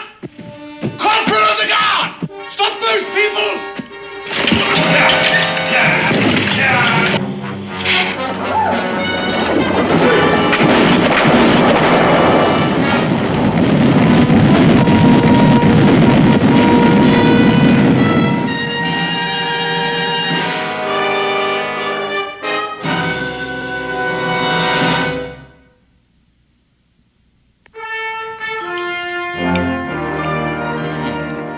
Mighty good. Thank you, sir. Coffee? Mingo? No, thank you, Rebecca. I think I like your hair short. But Perhaps I could shape it a little more. You do, and my mother will come down from the happy hunting ground and haunt you. Coffee, Jeremiah? Careful, it's hot. No chance of getting that Major Richard to make some of them rifles for us, is there, Daniel? He's a stubborn man, and a proud one. He's refused money, freedom, and a commission in the Continental Army. Can't help but admire him, in fact. Well, one thing for sure, them rifles ain't gonna do nobody any good in this fight. Or any harm, either. Well, we bought time, and time is in our favor. Rebecca Boone, you're an amazing woman. Wife, mother, spy. Most important thing, cook. That's what she does the best. Well, now, I'm not so sure that Rebecca will regard that as a compliment just now, Jeremiah. Well, for one thing, we never would have escaped alive from that fort without her. Never mind destroying the rifles. That makes her a heroine of the revolution. A little more exciting than being a frontier woman. And for another thing, I think she rather enjoyed playing the part of a British lady. Is that a fact, Becky? Well, I surely did hate giving those lovely clothes back to Mrs. Devery. Speaking of clothes, I lost a perfectly good set of buckskins at Major Richardson. Well, now, don't you worry about Jeremiah. We'll shoot you another set. And Becky will stitch them up for you, won't you, Becky? Back to the frontier. More pie, Jeremiah? Don't mind if I do.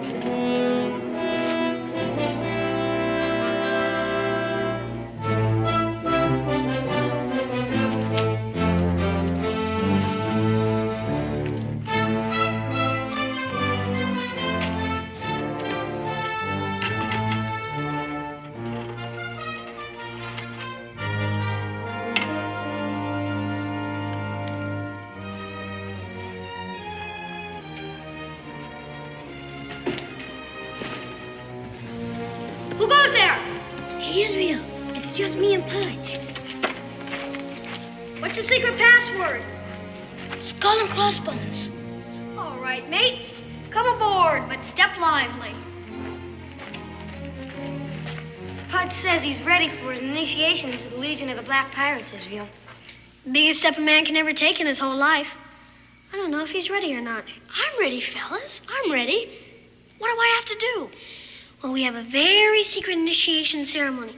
All sorts of stuff, like being able to attend midnight meetings, tell whoppers of tall tales, but never break a swear to your fellow black pirate, and being able to catch ticks and glowbugs without squashing them.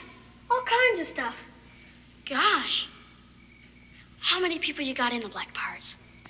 So far, just Stinky and me. Of course, we just don't let anybody in it. Let's get going to the Pike House. The Pike House? That old place is haunted.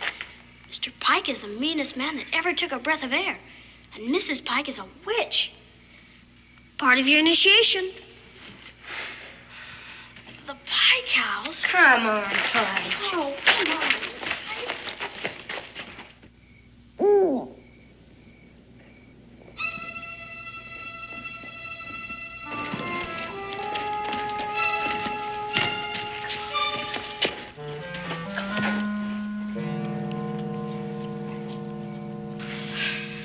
Never seen it in the dark before. Scary, huh? All right, Pudge, we're gonna start your initiation right now. First thing, you gotta get up to that porch. Got your slingshot? You gotta throw 3 rocks against the front door. Right, Israel? Right. It's gotta be 3, Pudge. That's the rule. But what if old Lady Pike comes out? You want to be a black pirate, don't you? Then get going. Pudge, wait.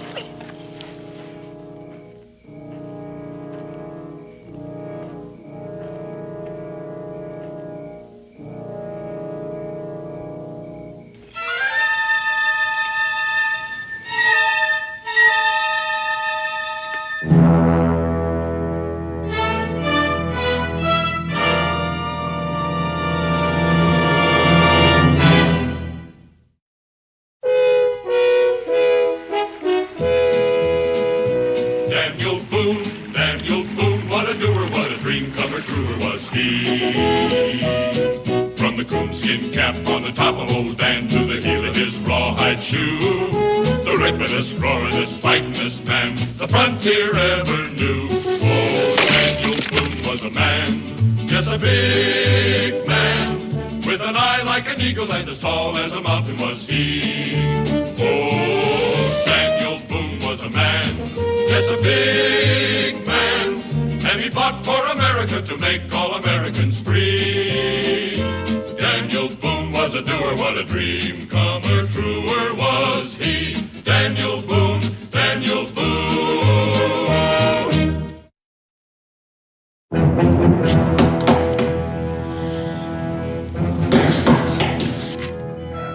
Open up, Zach. I came to see you.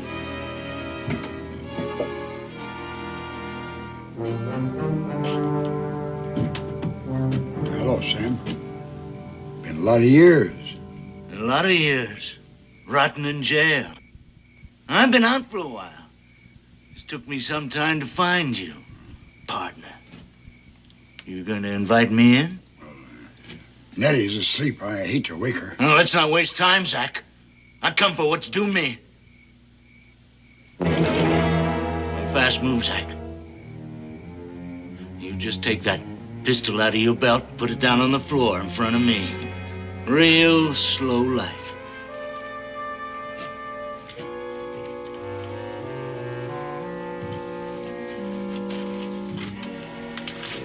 Right back up, Zach. Into the house.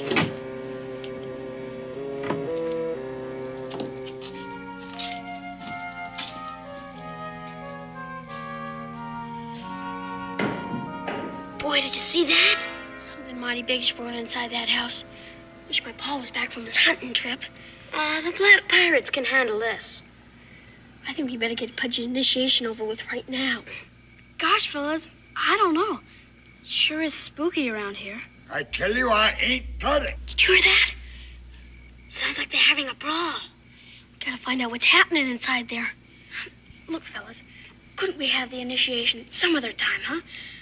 My ma's gonna give me an awful whooping if she finds out I'm gone at this hour of the night. I say let's get the initiation over with. I'm for that.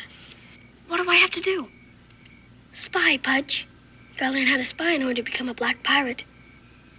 Go up to that front window and peep in it. Why do I have to do that? Israel just told you why, stupid. We gotta know what's happening in there. Black pirates are the best spies there is. Well, I don't think it's fair. I bet you guys never looked in the Pike's window. Well, we wouldn't be afraid to. Then I dare you to do it now. I double dare you. I'll do it, if you'll do it first. A black pirate can't run out under there, Israel. Especially a double dare. I know. All right, as long as you guys keep watch. Right quick. I'll just kill you both. Find you myself. You didn't come out here to hide and change your name for nothing. After us, too, me and Nettie. We've been running. Well, you can stop running, because I'm going to unburden you of that gold. For the last time, Zach. Sam, no! Makes sense, Sam. If you kill me... Nobody saw me come here. Nobody will see me leave. I tell you, I ain't got it. I always knew you for a liar. Fix something to eat. Make sure the cover's good and hot. The truth, Zach, or you're gonna be less one head. Take it easy, Sam. It is the truth. British officers. They stole the gold right out from under me. There was nothing I could do about it. That's a good story, Zach. But I don't believe it. We had the gold. You suppose we'd be living like this? Well, you're smart, Zach. Smart enough to do just that. Where's that coffee? In a minute. I'm betting that gold is right here. And when I find it, I'm not only taking my share, but yours too. Well, come on, pour out.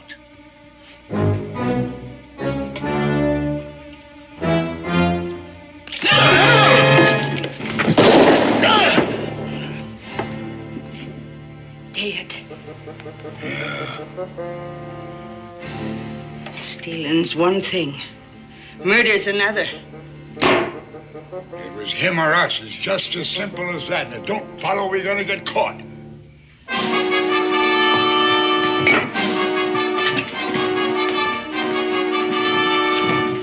Why doesn't Israel get out of there while the getting's good? I don't know.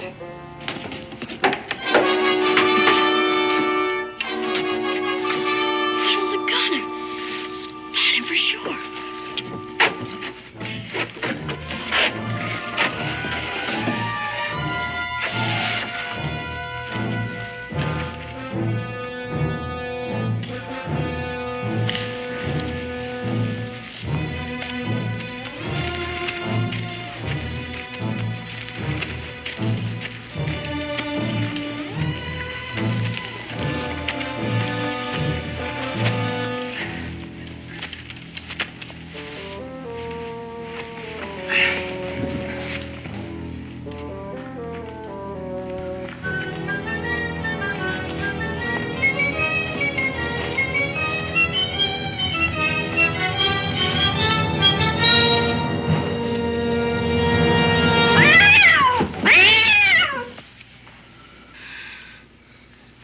Start digging and I'll take a look.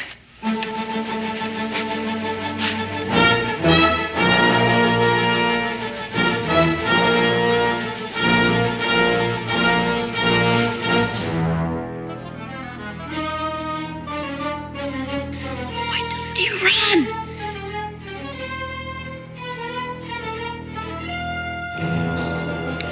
Run, Israel, run!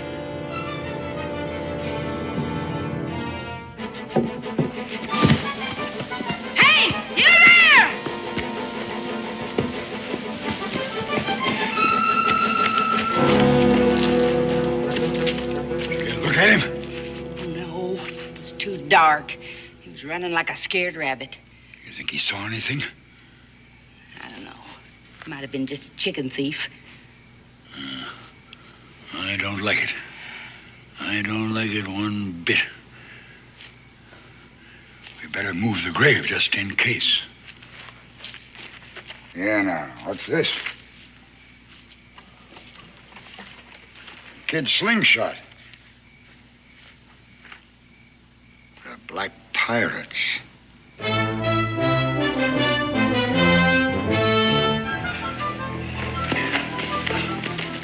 listen, wait. I gotta rest. Murder, Zero. Murder. Cold-blooded murder. What are we gonna do? Nothing we can do tonight. It's way past midnight already. Midnight? I think the best thing for all of us to do is go home and get to bed. My mom's gonna tan my hide if she catches me. Then don't let her catch us, stupid. Let's meet at the cave tomorrow and decide what you do. Meanwhile, don't tell anybody what happened, okay? Agreed? Yeah, agreed. Agreed. Let's go. See ya.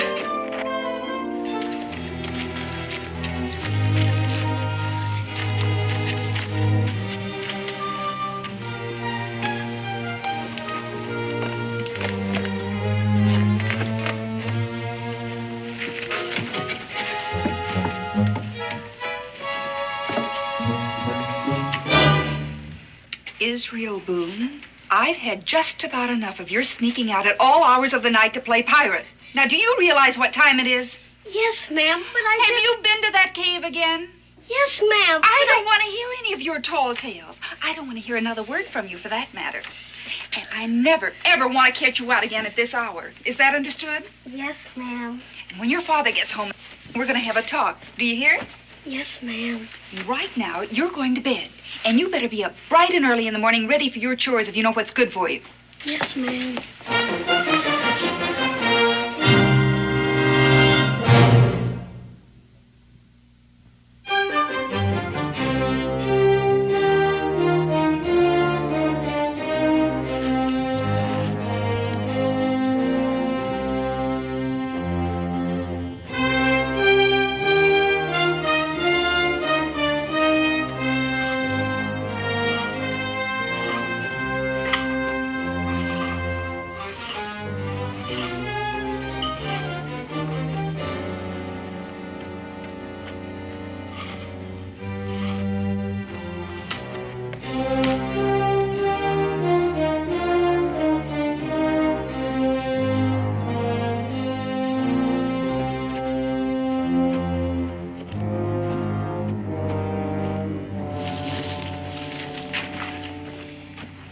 Hi, Israel. Hi. What's the matter? I set the net trap so it would protect the entrance. Anybody that stepped on it, the net would fall on them. Well, that trap's never worked yet. I don't know why you think it's going to work now. Stupid thing. First time. First time it worked. Time it worked. There, look what it caught. Come on out, boys.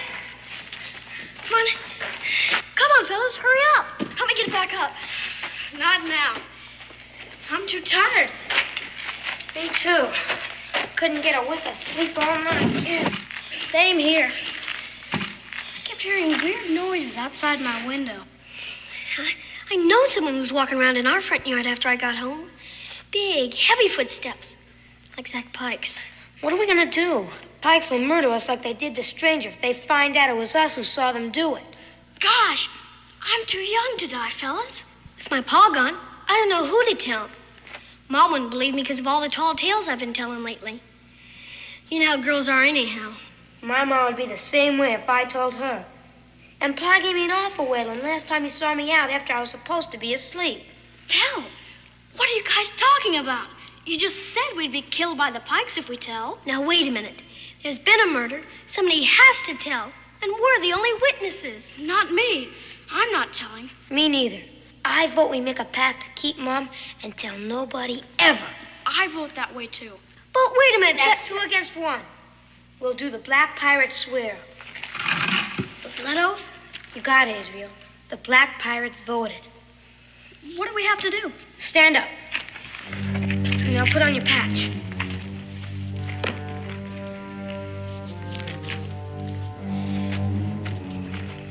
Okay. Give me your hand. Real blood? Mm-hmm. Okay, close your eyes. Put your thumbs together. And repeat after Israel. I, Israel Boone. I, Pudge Farmingham. I, Stinky Brown. Do solemnly swear on my honor to stay mum and to keep this sacred blood swear for the rest of my natural life. Be boiled in toad oil. And may I dangle by my toes over a snake pit in July. Worse than that, be thrown out of the Black Pirates Club forever and ever. Do solemnly swear to do whatever it was you just said, forever and ever. Agreed. Forever and ever.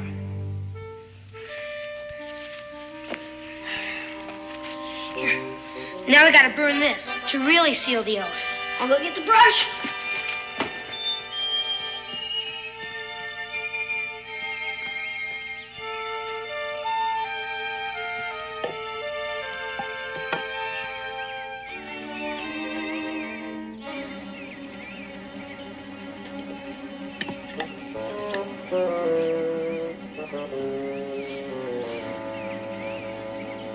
Israel Boone. You looking for something? Maybe this is what you want. Your slingshot, isn't it, boy? All the boys have them. Well, you can tell your friends I found it. And I'll be glad to return it to its rightful owner. Yes, sir.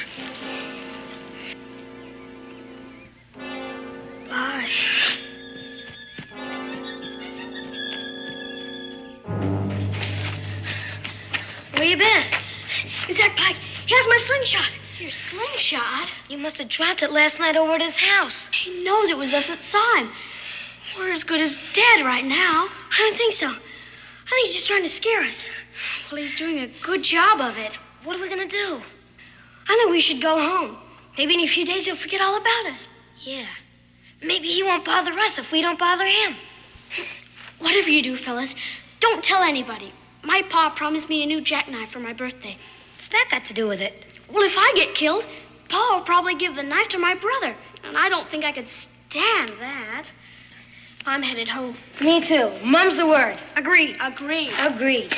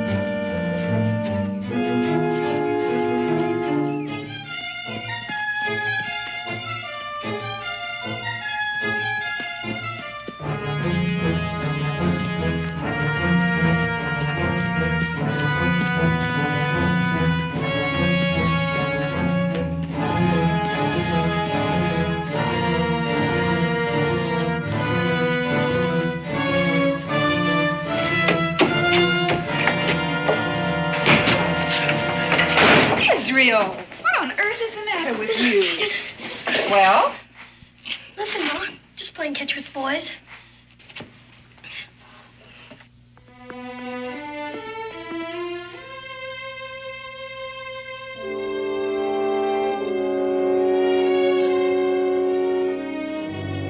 Israel, you haven't eaten a bite of your dinner. Now, is something bothering you? No, ma'am. He said I just don't feel well. Well, is there something you want to tell me about? No, ma'am. Israel, I'm sorry if I've been hard on you while your father's been away. But you've been impossible with those wild stories and those disappearances in the middle of the night. Now, you're going to have to change your whole attitude. Do you understand that? Oh, yes, ma'am. Can I be excused? All right. But I want you to fetch me some water from the well before you start your school lessons. Yes, ma'am.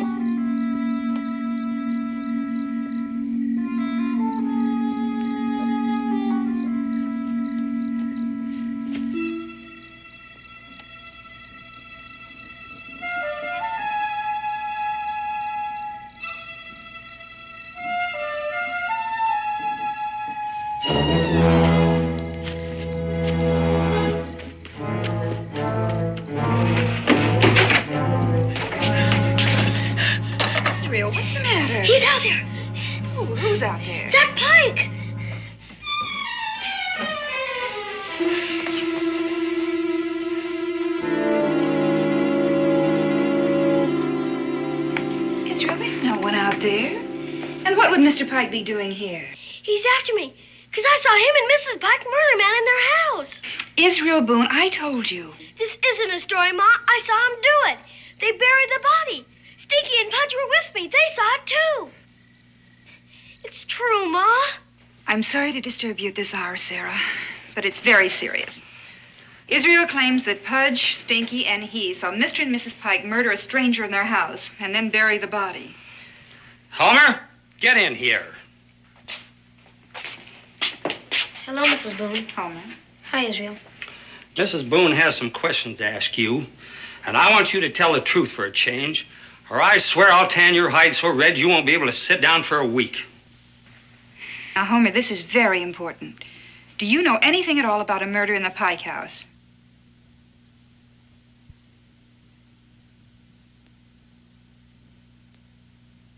Homer, answer Mrs. Boone. No, ma'am. I don't know nothing about any murder. Stinky!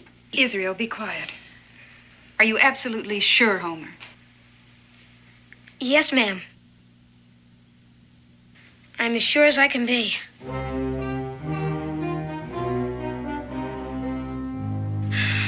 Murder? No, ma'am. I don't know anything about it. Besides, Pa would skin me alive if I was ever out that late. That's truth for sure.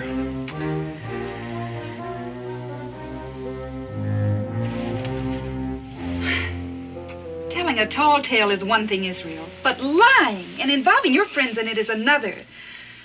I just don't know what's gotten into you, but I'm through talking. You know, your father will be home in the morning, and I'm going to let him settle this. In the meantime, you are not to leave this room for any reason.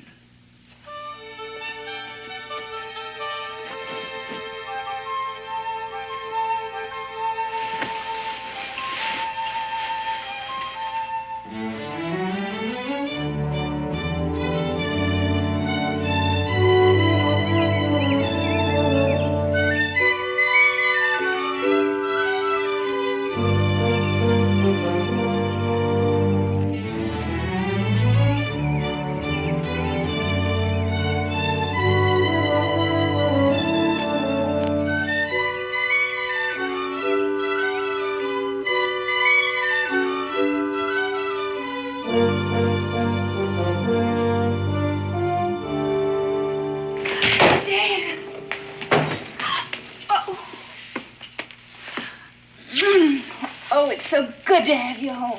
It's good to be home. How was the trip? Well, I got enough meat for all season. Wonderful. Where's Israel? He's in his room.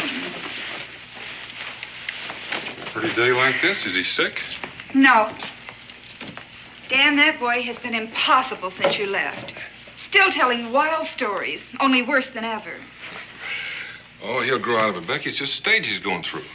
Now, I agreed with you before. But when innocent people are hurt, I draw the line. He concocted some wild story that Mr. and Mrs. Pike murdered a man in their home. And the story's all over Boonesboro. Has he explained why? He hasn't explained anything. In fact, he keeps insisting that it's really true. That is, until I confronted Homer Brown and Clarence Farmingham, and they both denied it. It's not like Israel to carry make-believe this far. Maybe I better have a talk with him.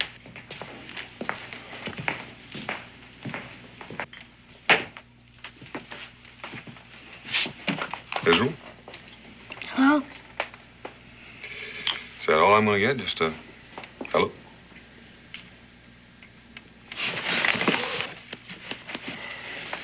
I hear we've had a few problems since I've been gone. Your mother's very upset over your behavior, especially concerning that tale about the Pikes. But it's not a tale, Pa. Well, imagination's a wonderful thing, son, but you can't let it get away from you. Sometimes, before you know it, innocent people get hurt. And I know you never intended to hurt the Pikes, but they've been hurt. And I think you owe them an apology. An apology? They're murderers, and that's the plain truth. They're due an apology from you. The tale you told about them caused them a great deal of embarrassment. Now, you have nothing to be ashamed of in admitting you were wrong. I told a few stories when I was a boy. Some of them were pretty good, too.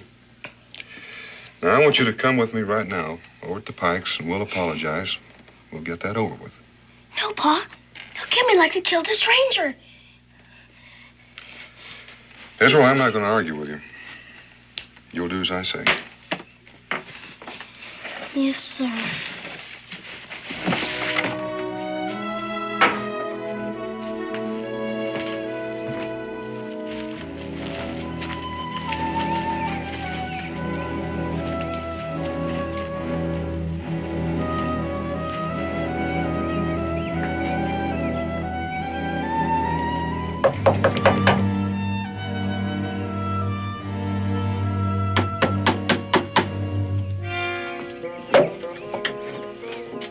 Pike. What do you want? Can I talk with you and Mr. Pike for a minute? Zach's not here. Well, then may I step in for a moment and talk with you?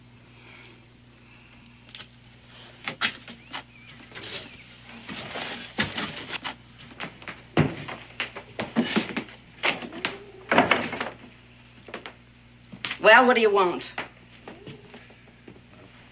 My wife and I feel that we owe you and Mr. Pike an apology for the story my boy made up. I just want you to know that he's going to be punished for his behavior.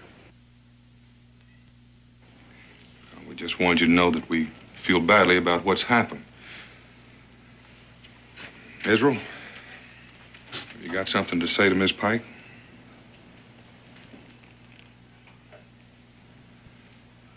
Israel? I'm not gonna apologize. Leave him be. I wouldn't accept an apology from the little brat anyway. Him and the mother brats that come by to throw stones at my windows and to point their fingers and giggle and laugh like we were some kind of freaks. Well, you'd better keep him away from here from now on, or he'll really be sorry. Israel! Don't be the one that's sorry. You're witch in your mirror. Israel! I'm sorry, Miss Pike.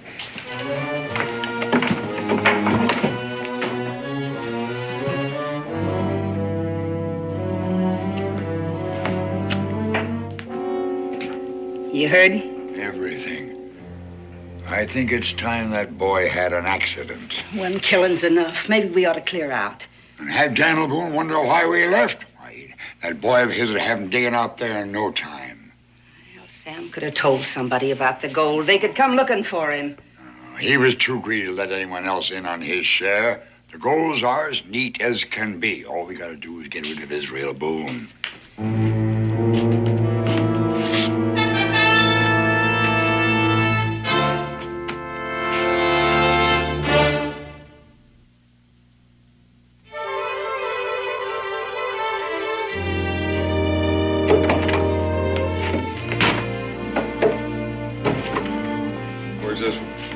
Running through here a while ago and went straight to his room. I tried to talk to him, but he wouldn't even answer me. Well, he was rude to Mrs. Pike, and when I asked him to apologize, he refused to do it. Dan, I feel very strongly about this. Now, you've got to do something more than just talk to the boy. Something has to be done to snap him out of it.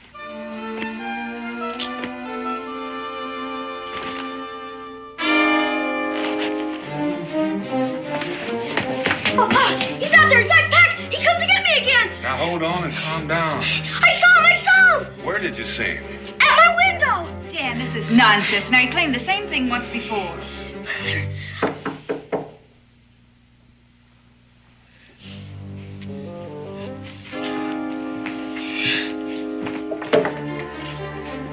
Well, howdy there, Mr. Boone. Come in, Mr. Pike. Thank you. I don't want to take much of your time. Hello, Mrs. Boone. Israel.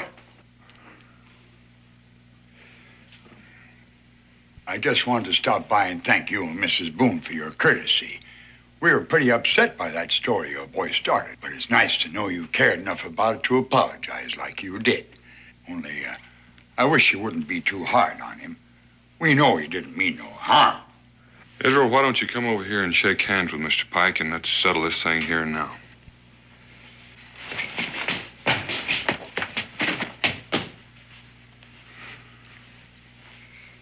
Sorry, Mr. Pike. He's just not himself lately.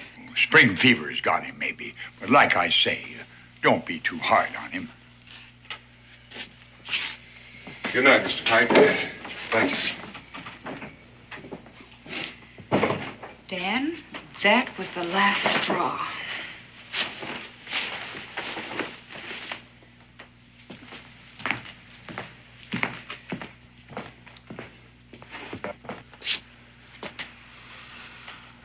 Israel, we've carried this just about as far as we're going to. You've hurt people, and it's time you grew up and admitted your mistake. But everything I said was the truth, Pa. The boys don't back up your story, son. Now, you and your friends have tormented and played pranks on the Pikes ever since they've come to Boonesboro. But she looks like a witch. I want you just to lay there and think a while about all the bad things you and your friends have done to the Pikes. Things you should be ashamed of. I want you to think about the cruel things you've done to poor people less fortunate than you. And when you're ready to act like a man, then you and I'll have a talk, man to man.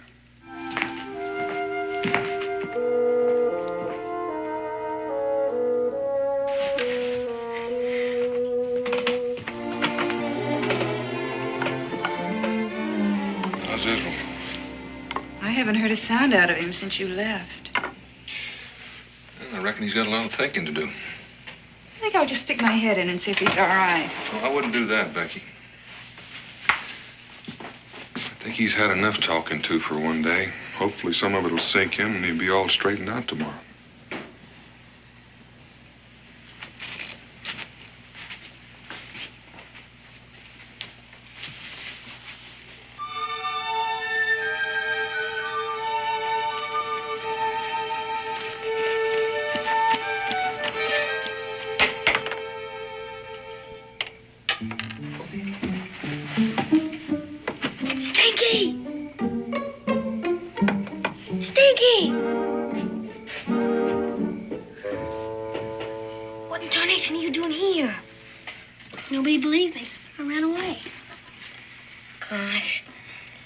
Sorry I didn't tell your mother about the murder.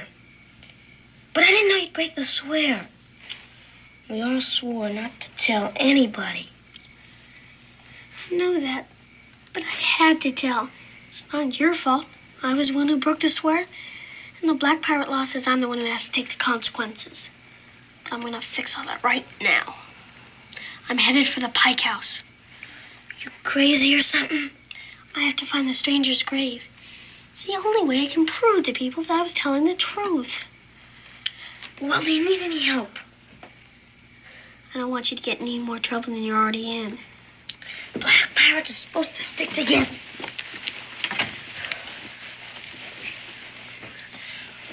We better round up Pudge. I'll be right there. Hurry up.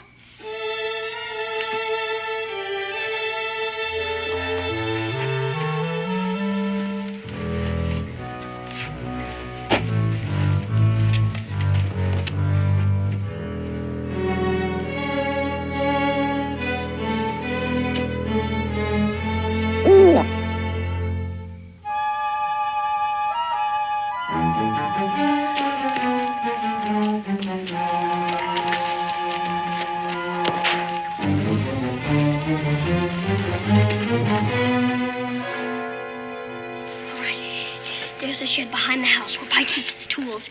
We're gonna need 2 shovels. Stinky and I'll get them while you keep watch. All by myself? Would you rather go with Israel and I'll stand lookout? No. It's kind of scary. Just hurry up. All right. If you see any movement from the house, give the Black Pirate warning whistle. Right. Israel. Yeah. What's the Black Pirate warning whistle? Oh, boy. Well, just whistle any way you can, Pudge. We'll know it's you. Come on, move out.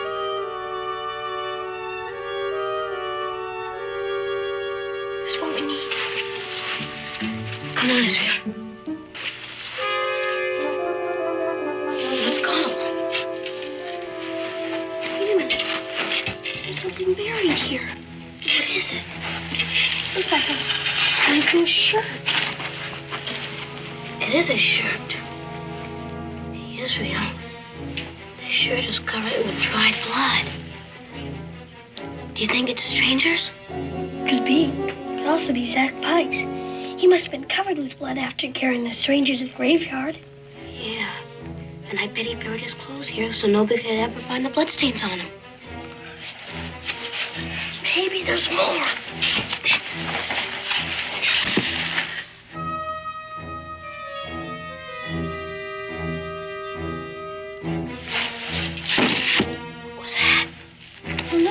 I think Mr. Clements.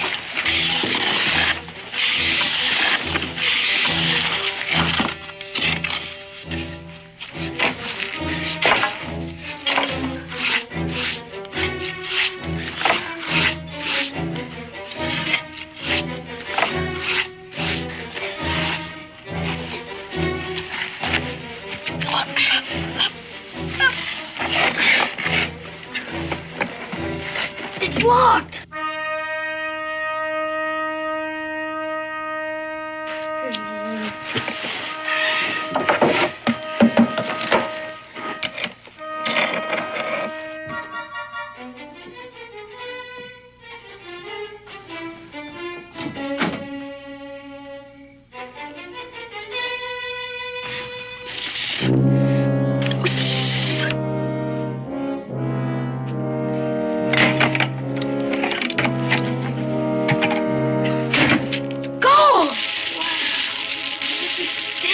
Here. I bet it's pirate's treasure.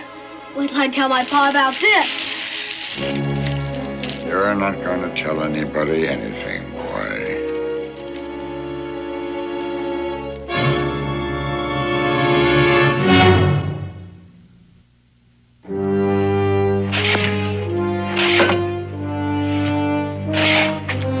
You sure you cover up that box good? You're gonna be sorry for everything once my pa gets hold of you. I don't think you heard right, boy. You're never gonna see your pa again. Now let's go for a walk. And bring those digging tools with you. You're going to need them.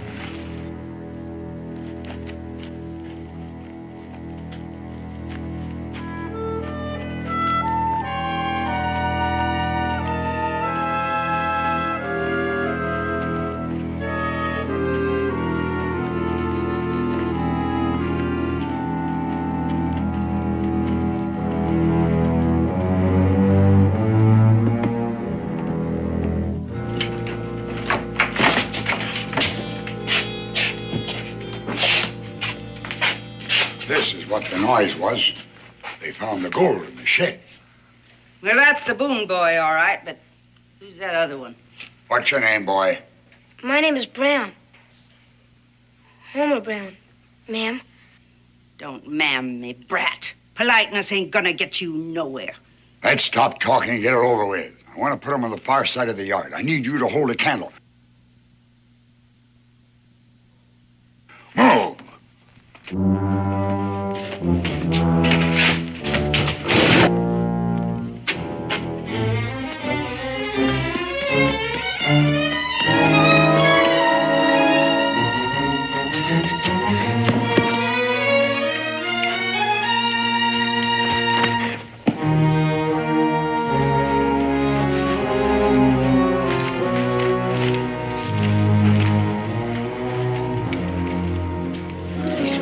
Good spot. Plenty of room for 2 graves. Start digging.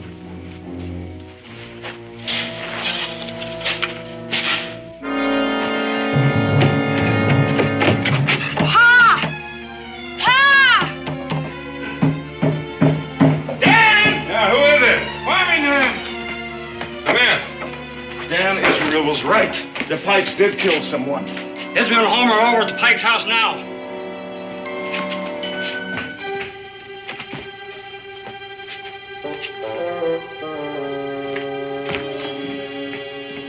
Gone, all right. Dan, I'll never forgive myself if anything's happened to Israel. We just wanted to find the grave so somebody'd believe us. Mr. Pike's got a rifle. He caught him in the tool shed. Becky, keep the boy here. Come on.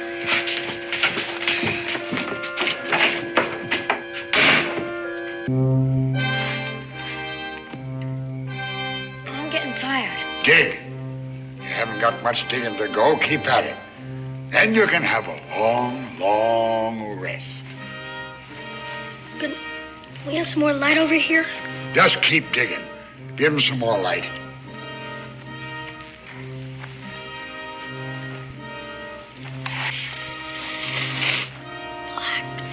Pirates!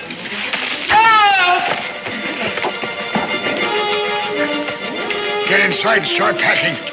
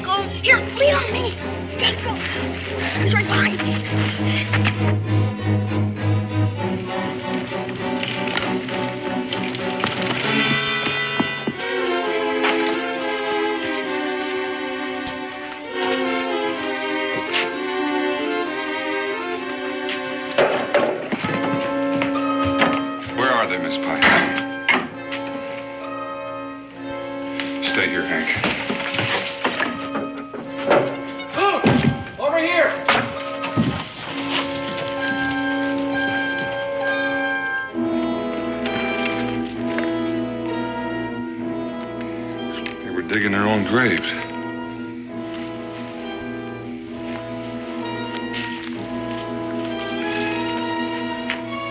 on.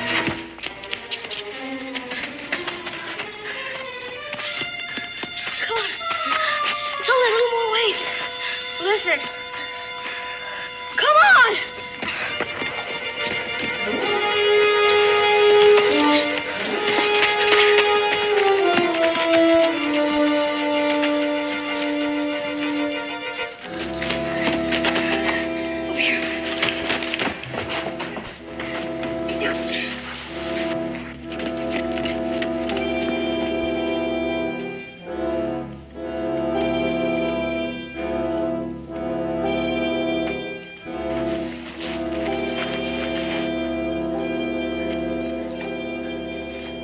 I know you're here. You won't get away this time. You might as well come out. I'll find you anyway.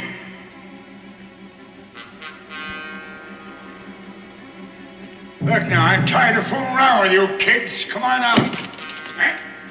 Uh-huh. That's who you are.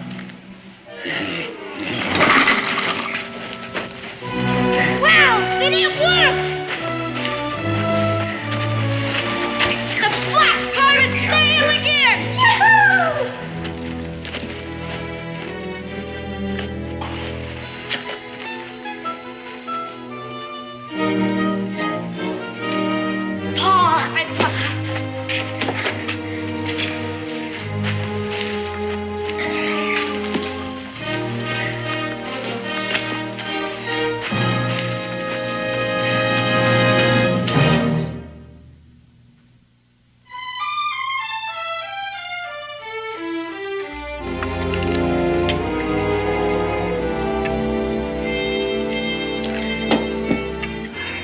Potato salad? No, ma'am. No, thank you. I'm about stuffed as it is. Pa, did they ever find out who the stranger was? His name's Sam Bedford, Israel. Evidently, he and Pike were in the Army together and were mixed up in an Army gold theft. Pike disappeared with the gold. The Army caught up with Bedford, and he served a term in prison. When he got out of prison, he went looking for Zach Pike for his share of the gold. Yeah, that's about it. From there on, you boys know the story better than anybody. Wow. Wait till everybody hears about this. We'll probably all be heroes. You'll be heroes to the Army when they get that gold back, that's for sure. You know, I wouldn't be surprised if they made you boys honorary colonels. Honorary colonels? Wow. Golly. The Black Pirate sails again! Yahoo! Israel, Yes, sir? I think I owe you an apology. You do? Mm-hmm. For that talking to about those tall tales. Oh, that's all right, Pa. I guess I'll tell a few more tall tales before I'm through. So just give me credit for the next time. To the game!